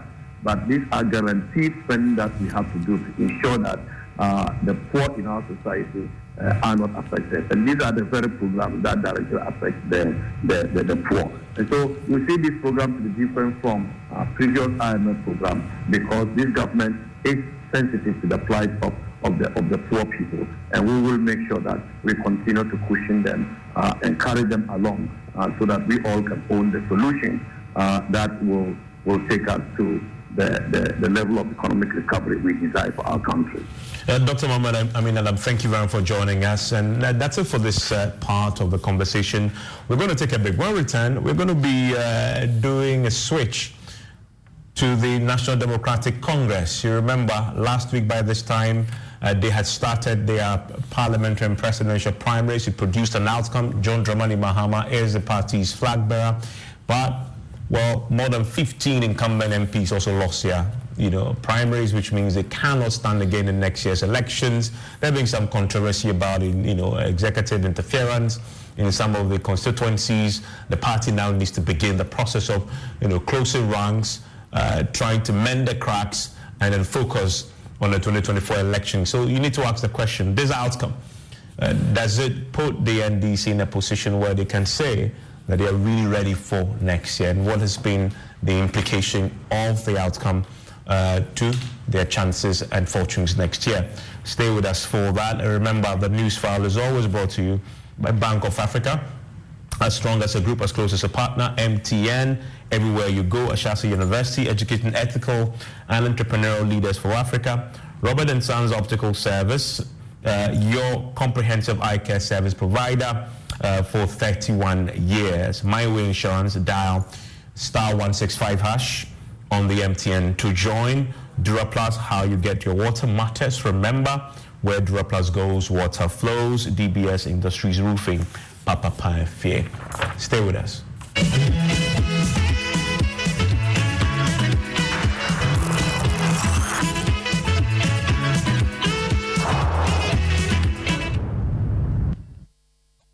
leadership that we have is bold and positioned enough to confront indiscipline. I mean, going to report internal grievances in the media is just as good as taking the party to court, or is just as good as betraying the party. And so members who are aggrieved by decisions and the spirit of discipline understand that those grievances ought to be channeled through internal processes. I've heard them call for leadership must hear everyone up, leadership must discipline. If I'm supposed to be disciplining anybody, I'll first of all discipline an elected member who will run to the media to run to further degenerate or deepen cracks. You see, there are a lot of people that have dipped their fingers and nose into conferences. His Excellency must hear people's verdict. It's not about politics. And I'm with all humility and with a lot of respect to my colleagues that unless I have contested several elections, this will be my fate. People don't forgive. Because when you do that, people don't easily forgive. They may keep quiet, but they are looking for an opportunity to strike. Because they believe that, look, even in this times of difficulty, this is what some people have done. What if you get power? They may be doing worse because that time they may even have been supported with political authority. So to tell those members that this your fear is genuine and I'm going to allay it, these persons will take a back seat and not be allowed to take a front seat. You have this man sitting in the in the Council of State, serving under the MPP, and sitting in your Council of Elders meeting. Then you turn around and tell people that people are leaking information. Why can't we call a spade and say this person is no longer with our party? We are distancing ourselves from you. Until we call a spade in our party and say, look, yes, you are a senior, we thank you for your service, but if you can no longer toe the line of the party, no individual is bigger than the party. But a party that lacks the balls and the guts to discipline errant elders cannot rein in exuberant young people. And so you begin to have pockets of people beginning to take the law into their own hands. You want to fix this party? Instill discipline. Anybody who loses an election and feels that the process was not fair, it was not balanced, and that things were done in a manner to undermine his or her chances, has a difficulty lending themselves to any reconciliatory process. When you are put in there as a national officer, you must act in ways that advance the interest of the party. It is not unusual in politics to have a situation where, based on one or two considerations, the party believes that this candidate is preferable to that candidate. In instances like that, what you use is dialogue and a consultative process to impress upon a person who will be adversely affected as to why it is necessary to make that sacrifice. But if you do not do that, and you attempt to sidestep the process or skew the process in a manner that makes it unfair, then you are going to have some of these difficulties. I had a challenge with a national organizer, and it resulted in some controversy. I'm sure you read it. Yeah. I do not want to go into that. Yeah. But what business did a national organizer have interfering in a constituency election like that? That's true. The key point in this determination is that the serial numbers on the ballots in question are from the booklet used in the constituency election. And since there is no overvoting, these ballots cannot be said to be foreign materials. This means, as far as our internal elections are concerned, stamping of ballot papers are irrelevant, given no overvoting and the correspondence of serial numbers to the booklet. If these ballots were removed during sorting, will we be here? Or the fact that they were taken out after recount and not even after EC declaration make them valid? Can our members accept this if it occurs to us in the national elections? This really worries me. This concern notwithstanding, I remain positive about the course of the party for victory 2024. And that's Edem Agbana's constituency where there was some controversy there, but there was a few bit of controversy as well. As you heard in that clip there, many of the winning candidates themselves were not happy. So you can begin to imagine what will be going through the minds and hearts of those who lost. More than 15 of them who fell in this primary. And in the studio with me is a man who many will say was very lucky because he was not opposed in the Yape-Kosoko constituency. True that, you count yourself extremely lucky that you had nobody contesting you. Yes, thank you. This is my second time running without having a contest. The first one I had a contest, two very strong people. I think the margin showed that maybe they ought to give me that breather.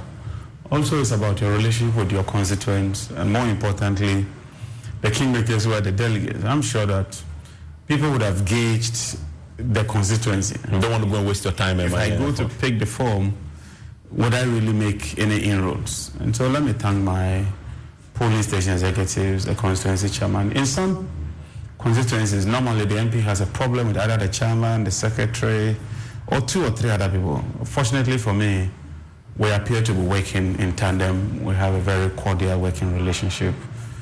It's usually an NDC stronghold, even though at a particular year we won with only 104 or so votes. We've been able to move it to about 9,000 thereabout and held it around.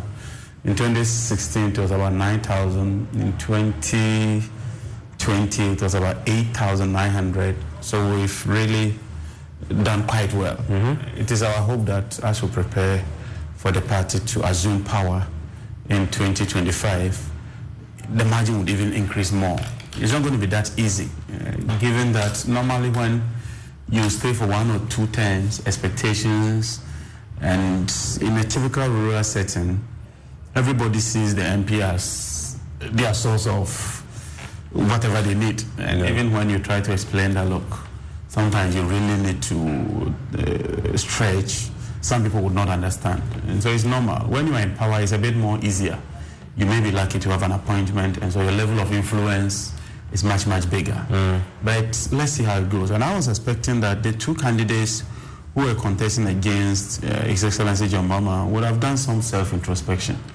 I mean, any objective person, beyond the politics, would tell that, look, it was going to be very difficult to beat President Mahama in the primaries.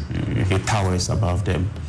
Except that the results tells me that the party is really focused. They know what they want. It's clear if you look at the presidential results, almost 99%.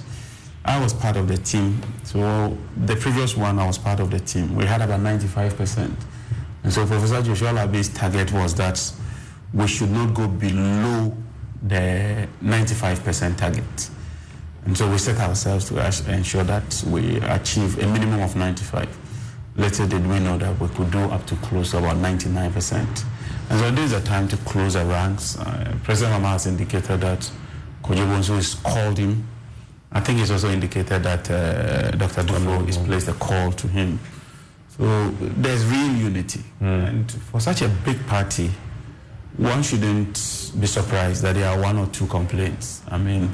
For 275 constituencies with the level of competition, you would surely expect that 1 or 2 people will not be happy. I've heard Sam George, I've heard Felix Ofosu-Kwakye, I've heard, I think... Muntaka Mubarak, Yeah, these are concerns that I think the party should take on board. Because whether you like it or not, they are your candidates. Whether you like it or not, some of them are your MPs. We must necessarily work together and ensure that we bring the party. Let me ask you your take on the more than 15 of your colleagues who lost the primaries, including your good friend Bawa, who sits on the Committee of Mines and Energy with you. He's lost his bongo. Have you called them to commiserate, and how is that going to affect the work going forward? You have still a lot to still do in Parliament. Would they still have the energy? Absolutely. I've lost about 4 members on my committee as ranking member. In this last primary? Yeah, I've lost Dr. Donko, I've lost Bawa, I've lost De La Soa, I've lost Joe Gidisu. No, that's quite a huge hemorrhage. 4 people, and my committee is one of the strongest committees when it comes to the NDC side. You have Dr. Donko there, you have myself, you have Bawa, you have Kofi Amabua, you have Naza Toure. You have some very, very tough, intelligent guys within the energy sector. And so it's a big blow. But sometimes it even pushes them to work harder. I recall when Ras Mubarak lost, people thought that he was going to relax. But he gave of his best. And so it's not always the case. It's about how we handle it I'm sure that the flag bearer would meet, first of all, the losing candidates. Eventually, I'm sure he'll meet all of us as MPs, and I'm sure he will also meet all the NDC candidates. And so I don't think that we've lost so much. It's unfortunate. I really thought that those members on my committee were doing a very, very good job. Very sharp, intelligent, articulate guys. It's unfortunate. Sometimes I've said that you are better off losing the primaries than losing the general election. No, well. But it comes, at least once you lose the primaries, you can prepare and know that, look, you are living, so you prepare. But I hope that our numbers increase in Parliament, and that's in the main elections. Yeah, stay with me, John. Let me bring in Richard Ahiagba. He's a director of communication for the New Patriotic Party, and he joins us right now via Zoom. We still have Dr. Tue Champon, who is an economist, but also relevant for this conversation. He's a political risk analyst. I want to tap into his expertise a bit, into what the outcome what the outcome means for the NDC going into next year's election. But Richard, let me come to you. Now, your main opposition, your main contender in the elections next year, the NDC, they've completed their reorganization now. They have a new flag bearer. They know who their candidates are, barring a few constituencies still yet to be done. I mean, they are ready, I guess, for you next year. You, however, have a long road with, several primaries down the line. That leaves you at least a year behind the NDC if you do the calculations. Is that some cause for concern for the MPP?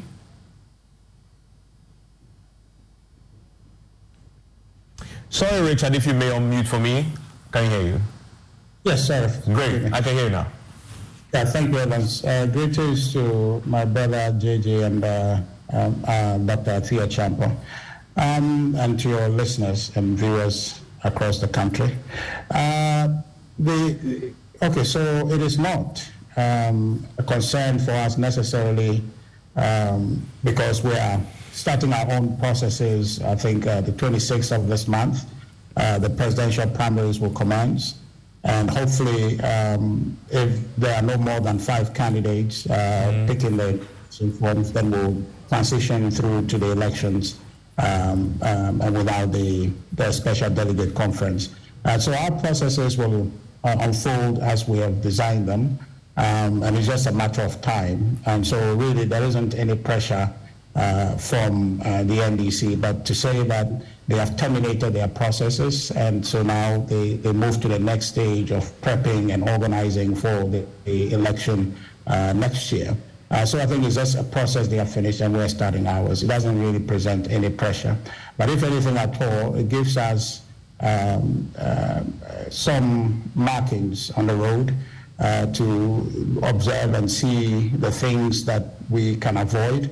Some of the concerns that were raised in the videos that you played earlier, we can watch and try to educate ourselves to avoid those flashpoints and make sure that our election, as always expected of the MPP, is as peaceful, as transparent as should be, and then that we can carry through with it without any major internal effects in terms of people feeling slighted by any part of the electoral process. So there isn't any real pressure in terms of us feeling like, well, they have elected their officers or completed the process, as it were, but for us to be able to model ours to be an exemplary process that can help enrich our democracy. So we're quite happy for them.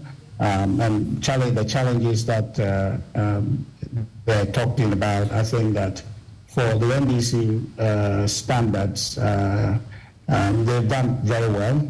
And in fact, one thing that we need to... very, very interesting by-election. If you look at the margins from 2016 and 2020, 2016, the late MP had a substantive margin. In 2020, that had dwindled a little bit, I think, to about just under 15,000. And there was an independent candidate that got about 12 or so thousand. I don't have the specific numbers, but it's largely within that ballpark. And off the back of all of that which is happening with inflation and economy and all those challenges, it remains to be seen the extent of the margin, if any, that the MPP, because they retain that seat, right, if any, may get, or there might even be a flip over if that were to happen. But that would be very telling of what the feelings of Ghanaians are at the grassroots with all of the stuff that is going on. And then when you superimpose on top this debate about, who is best positioned to fix the economic crisis or the mess that we find ourselves in, I think we're really in for a very, very interesting campaign going into 2024. The NPP did campaign in 2016 on the track record that they are quote-unquote competent economic managers, right?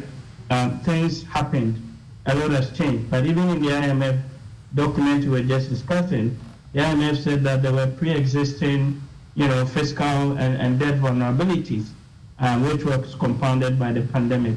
So you've got a lot happening on both parties and who they choose, but on the NDC side, they know who they've gotten, and it's then a question of to what extent, if any, do Ghanaians perceive John Mahama as, a credible candidate to give them their the vote. Yeah, I mean, until if you may, because that last point you made there, I want to put it to John, because it's a fundamental point. I mean, John Mahama, Junapo, gets 98% plus, almost 99% in the delegates' elections. But as Stu says, that victory will mean absolutely nothing if the general public in the next year's elections reject him, right? So the question that he asked, I want to put to you: to what extent can he position himself as the most credible person next year to win the elections? Because for the very first time in our political history, you're having a candidate, not two candidates, I think John Mahama included, who have all been, we have a former president who is now standing for re-election after the expiration of another term. It's not happened before. So that unknown, nobody really knows how it's going to play out, right? So that question needs to be answered. I wonder if the NDC have done that analysis of, is John Mahama, yes, delegates give him, but considering that 1 year he did before, and this is the first time we are seeing another, this sort of dynamic, how credible is he? Very, very credible. There's no doubt about that. The truth is that in 2016, it was a very tough year. Don't forget, the NPP had been in opposition for 8 years. President Mahama took over with a very difficult situation. Commodity prices had tumbled. The situation was tough. We had even gone for an IMF program, and the NPP used the IMF program big time against President Mahama. In fact, going to an IMF program was synonymous to incompetence. To cut a long story short, he lost by about 1 million. 2020, he stood against President Akufo-Addo. President Akufo-Addo used this same IMF program against President Mahama.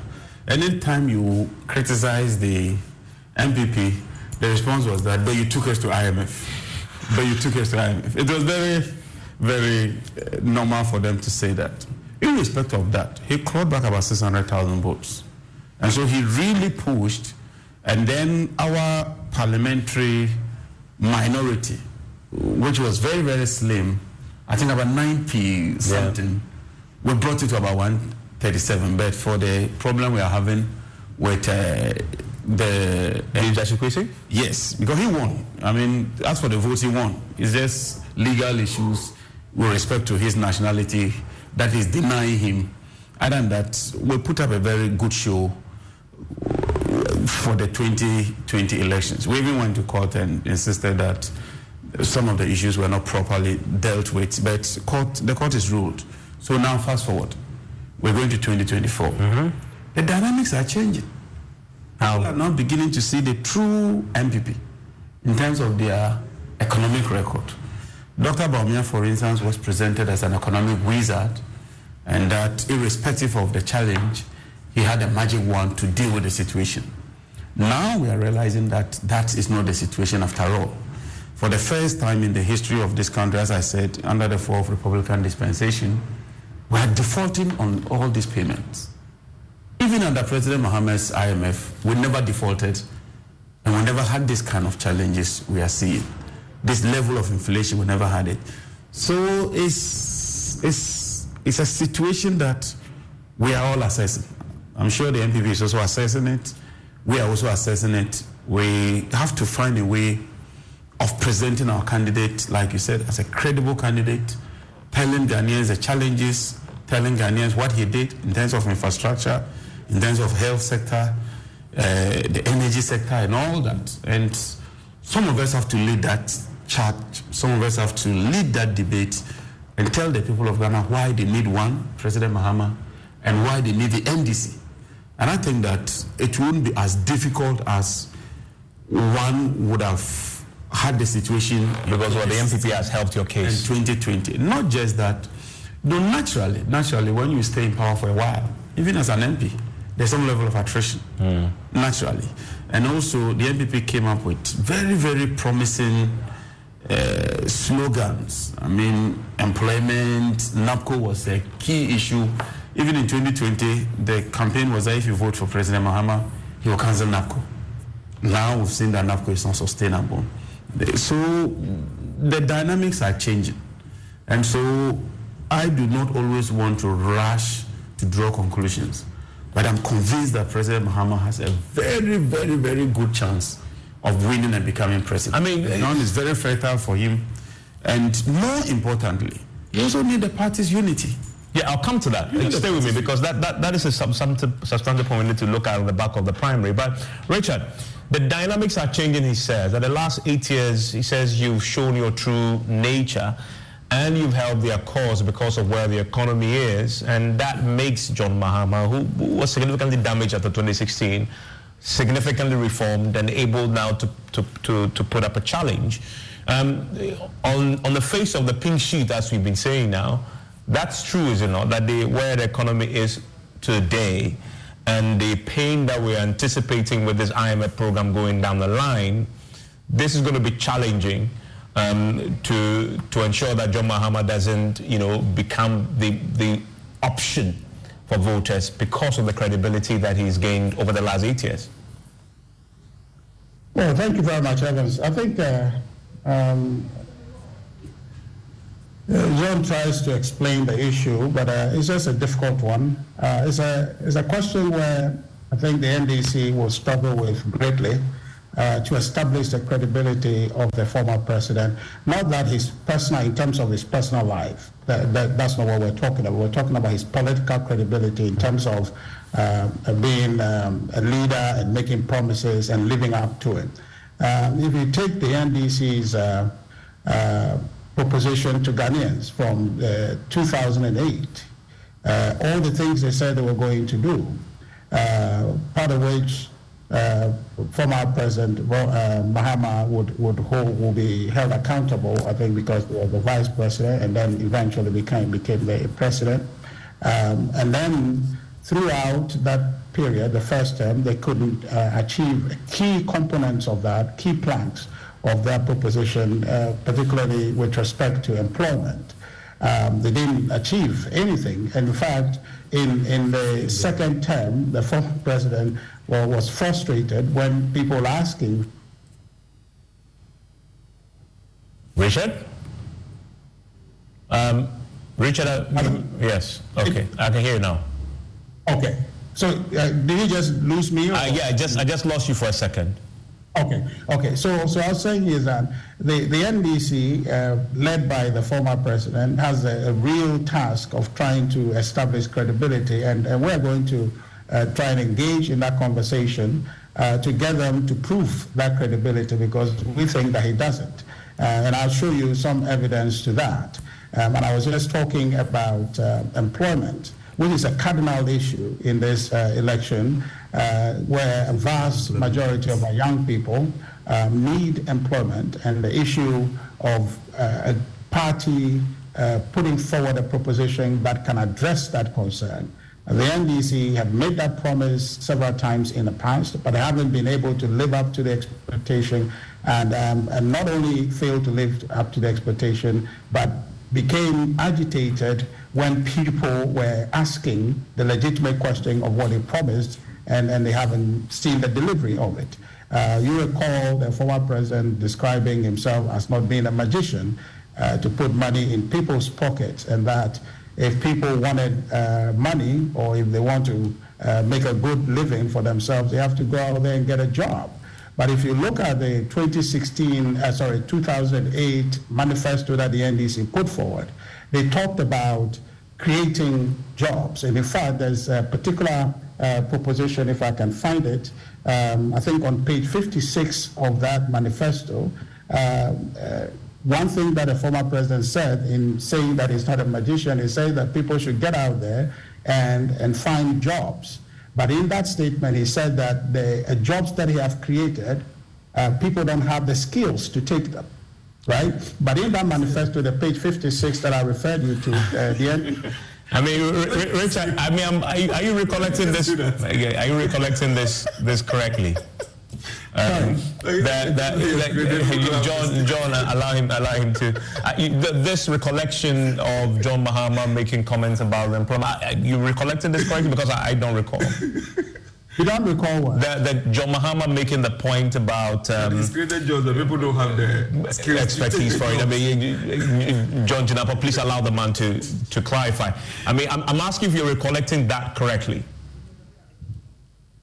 Yes, I can just read a story to you if you want. Please do.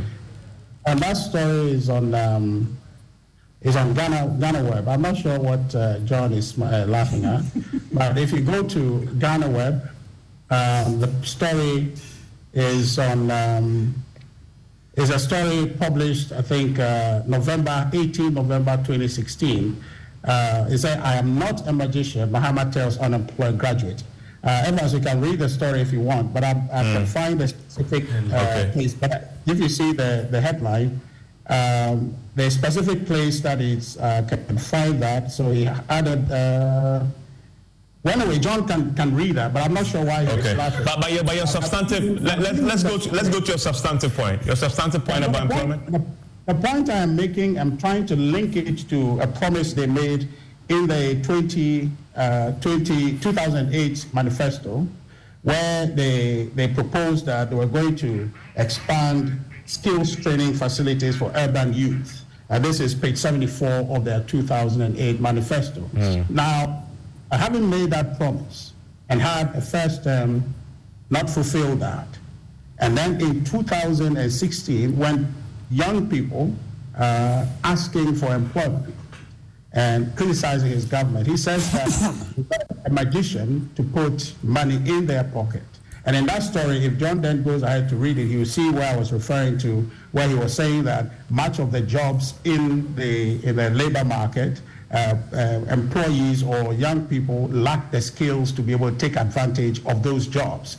Now, if what John is laughing at is to say that I say he's created jobs and people don't have skills for, it's implied. If you say that there are jobs and people lack the skills for that job, it means that you have created jobs and people don't have the skills to take the job.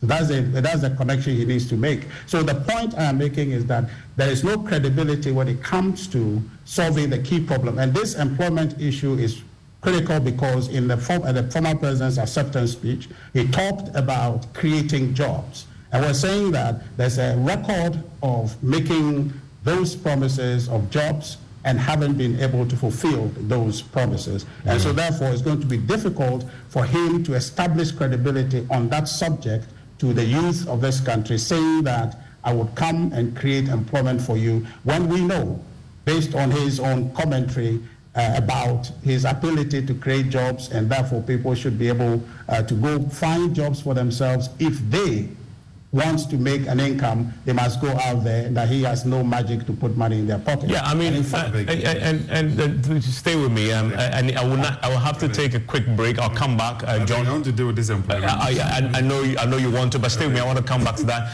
And then Dr. Choi Champon, when I return from the break, that last point there about track record, it's going to possibly be more important in this election next year than any other time in our Fourth Republic, because for the first time you will have two candidates on the ballot, regardless of who the MPP elect.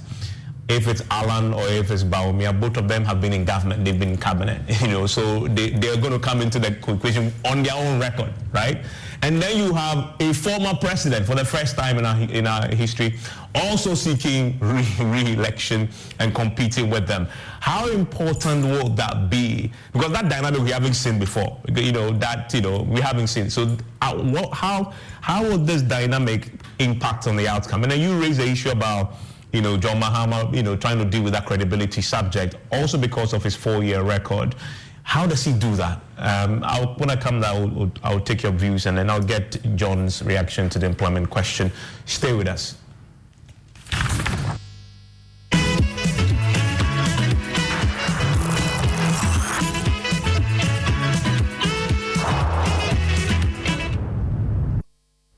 And thank you very much for still staying with us as we wrap up with the politics. And just before we went for the break, a very interesting proposition that was put forward about the records of both parties, which will be even more relevant this year than any other time in our history, really, because of the nature of the contest you're going to have. And one of the things that Richard Ihagba had brought up is the records on job creation, etc. And John, you wanted to respond to that? No, but he hasn't given us any figure, except to say that there's a headline by Ghana Web that he heavily relies on a headline and said that John Mahama said A or B. I think what you would normally do, Richard, is to say that the unemployment rate, maybe in 2016, was X.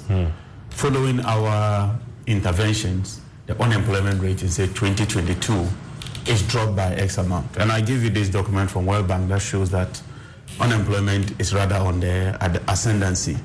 So, Richard, if you want us to go with this kind of debate, I'm sure that the people listening and watching would not enjoy it, because what this person said, what this person did not say, the media reported this. Let's deal with the concrete, cogent figures, statistical figures, the data, so that we can interrogate them and see whether we are making progress or not. As we speak, we don't even know your candidate. We don't know whether it's with Dr. Bawumia, Kennedy Japan, Covenant Japan, Alan, etc. So it will be very difficult to even begin to pitch Mahama against a plethora, a lot of people who are still in the field. At least we know the track record of Dr. Bawumia. We can tell. Being the head of the economic management team, we can tell his track record today. At least we can assess him. Alan has been a minister. We can assess him. So let's see how it goes. Other than that, I think that President Mahama has done a lot of things that you can pinpoint. Maybe you didn't do slogan of 1D1F, but Atuabo gas processing plant alone saves us $350 million in terms of import substitution. But you are as good as a politician, you know this, you are as good as your performance in your last term. Yes. Right? His last term ended in 2016, and that last term didn't end well. And that's what people will remember. But I'm saying that last term is better than the current term. His inflation is better than today. His deficit is better than today. His track record when it comes to payment of coupons and debt servicing is better than today. Debt to GDP is better than today. Exchange rate is better than today. Every macro indicator that you take, if the last term is the standard, it's better than today. The cedi is depreciated by about 53%. When President Mahama was living, inflation had come down to about 15%. Today we are talking of food inflation of about 60%.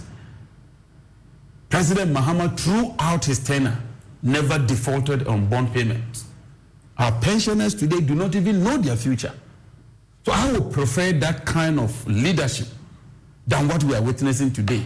If last terms are the standards of measure, look at where we are today. 0.5 months of import cover. Is that what you want? This country is bankrupt. That is a fact. We've even suspended repayment or debt servicing. The 600 million is in. So, please, when we went for the IMF program, we never suspended repayment of coupons on our debt obligations. See where we are today. This country is in a hopeless state. To the extent that, look, without this IMF bill, I would have just crashed out. So clearly, if you want us to use last terms, we will be very, very happy. If you want us to use whatever figure, let's deal with absolute, measurable, quantifiable data. So you're going to be, in your next year, you're going to be comparing Mahama's last term versus... No, you brought it. I did it. Okay. You said his last term. In elections are one of records, right? Yeah. So you're saying that's fine. Okay. But the people also assess the current situation. That's a fact. Let me bring into a point. Dr. Should, that dynamic is going to be interesting. How would that, influence the outcome next year? And if you look at the John Mahama factor, he's obviously the overwhelming winner in the NDC primary, but he has a very obvious track record that he's going to go into next year with. Yeah, absolutely. I mean, the point is that there is a resurgent NDC, right? The NDC of 2016 is not necessarily the NDC of 2023.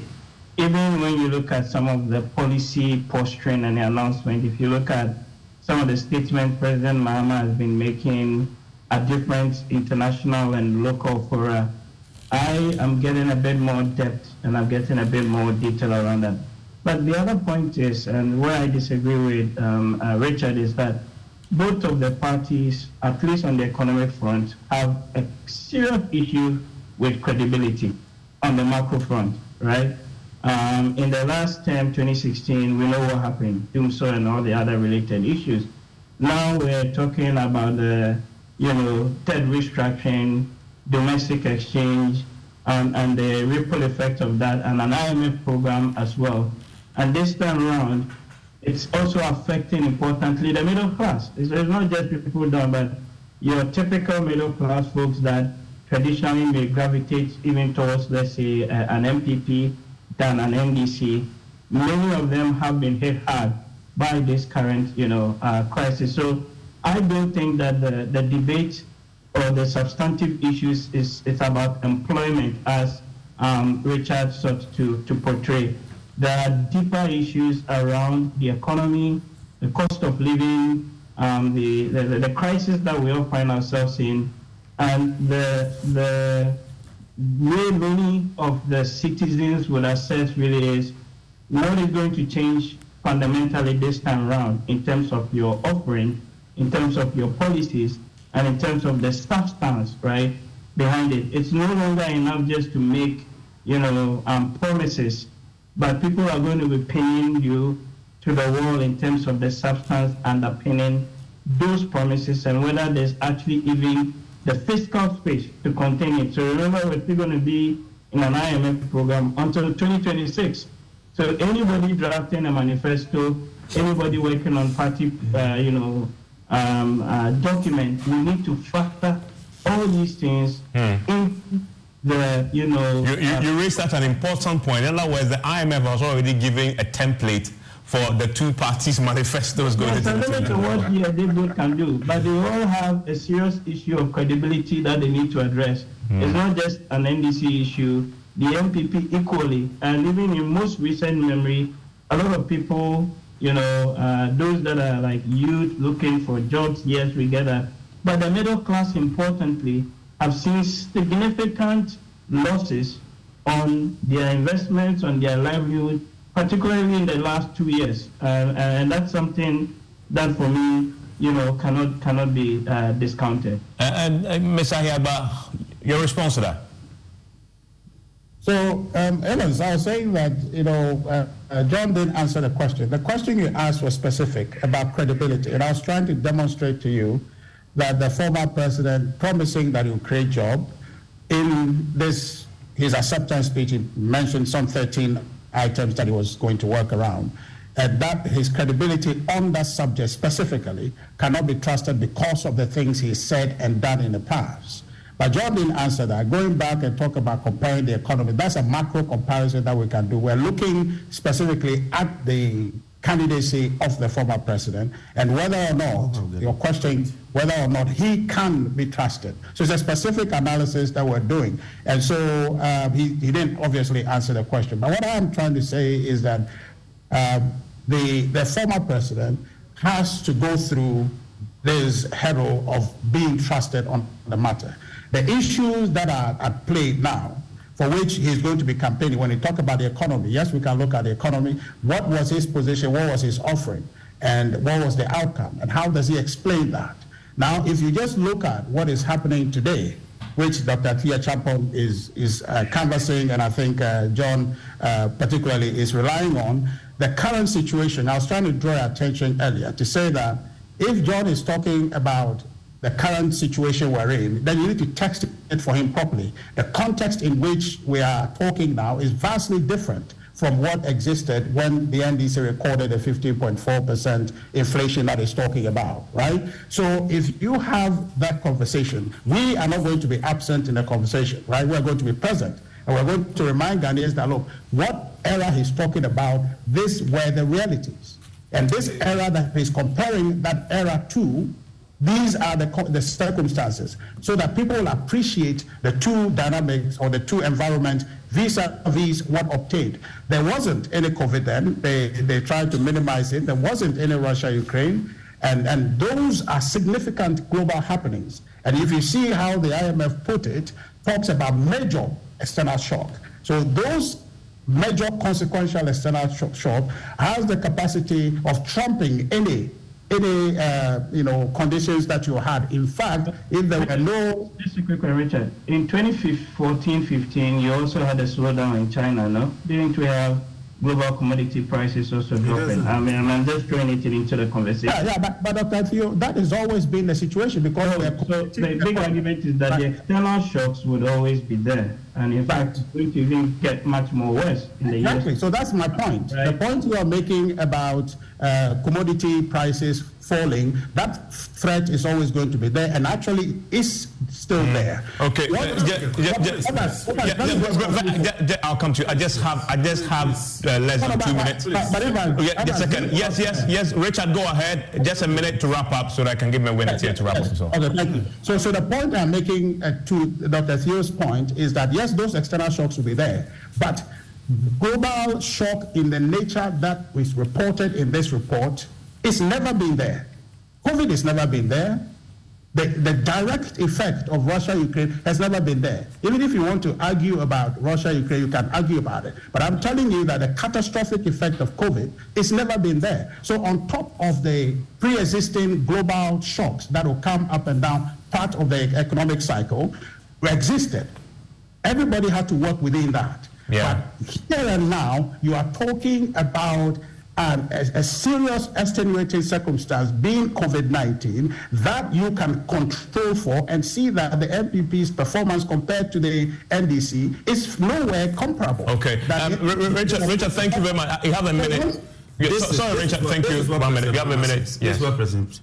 This is why government is investing as much as it is investing to try and provide our people with the skills that they need to enter the world of work. So this is a Ghana West. He added, if you sit at home and you don't take advantage of the opportunities, money is not going to magically appear in your pocket. So what government is doing is investing to create the situation so that as many of our people can take the opportunity as possible, and we are doing this in all sectors. This is verbatim. And it just comes to sit here and say that he says that he's not a magician. Some blatant falsehood against the person of President Mahama. And that is what the NDC ought to watch going into this election, where people take President Mahama's otherwise well-intended statement, twist it, and blatantly mispresent it. In any case, finally, employment.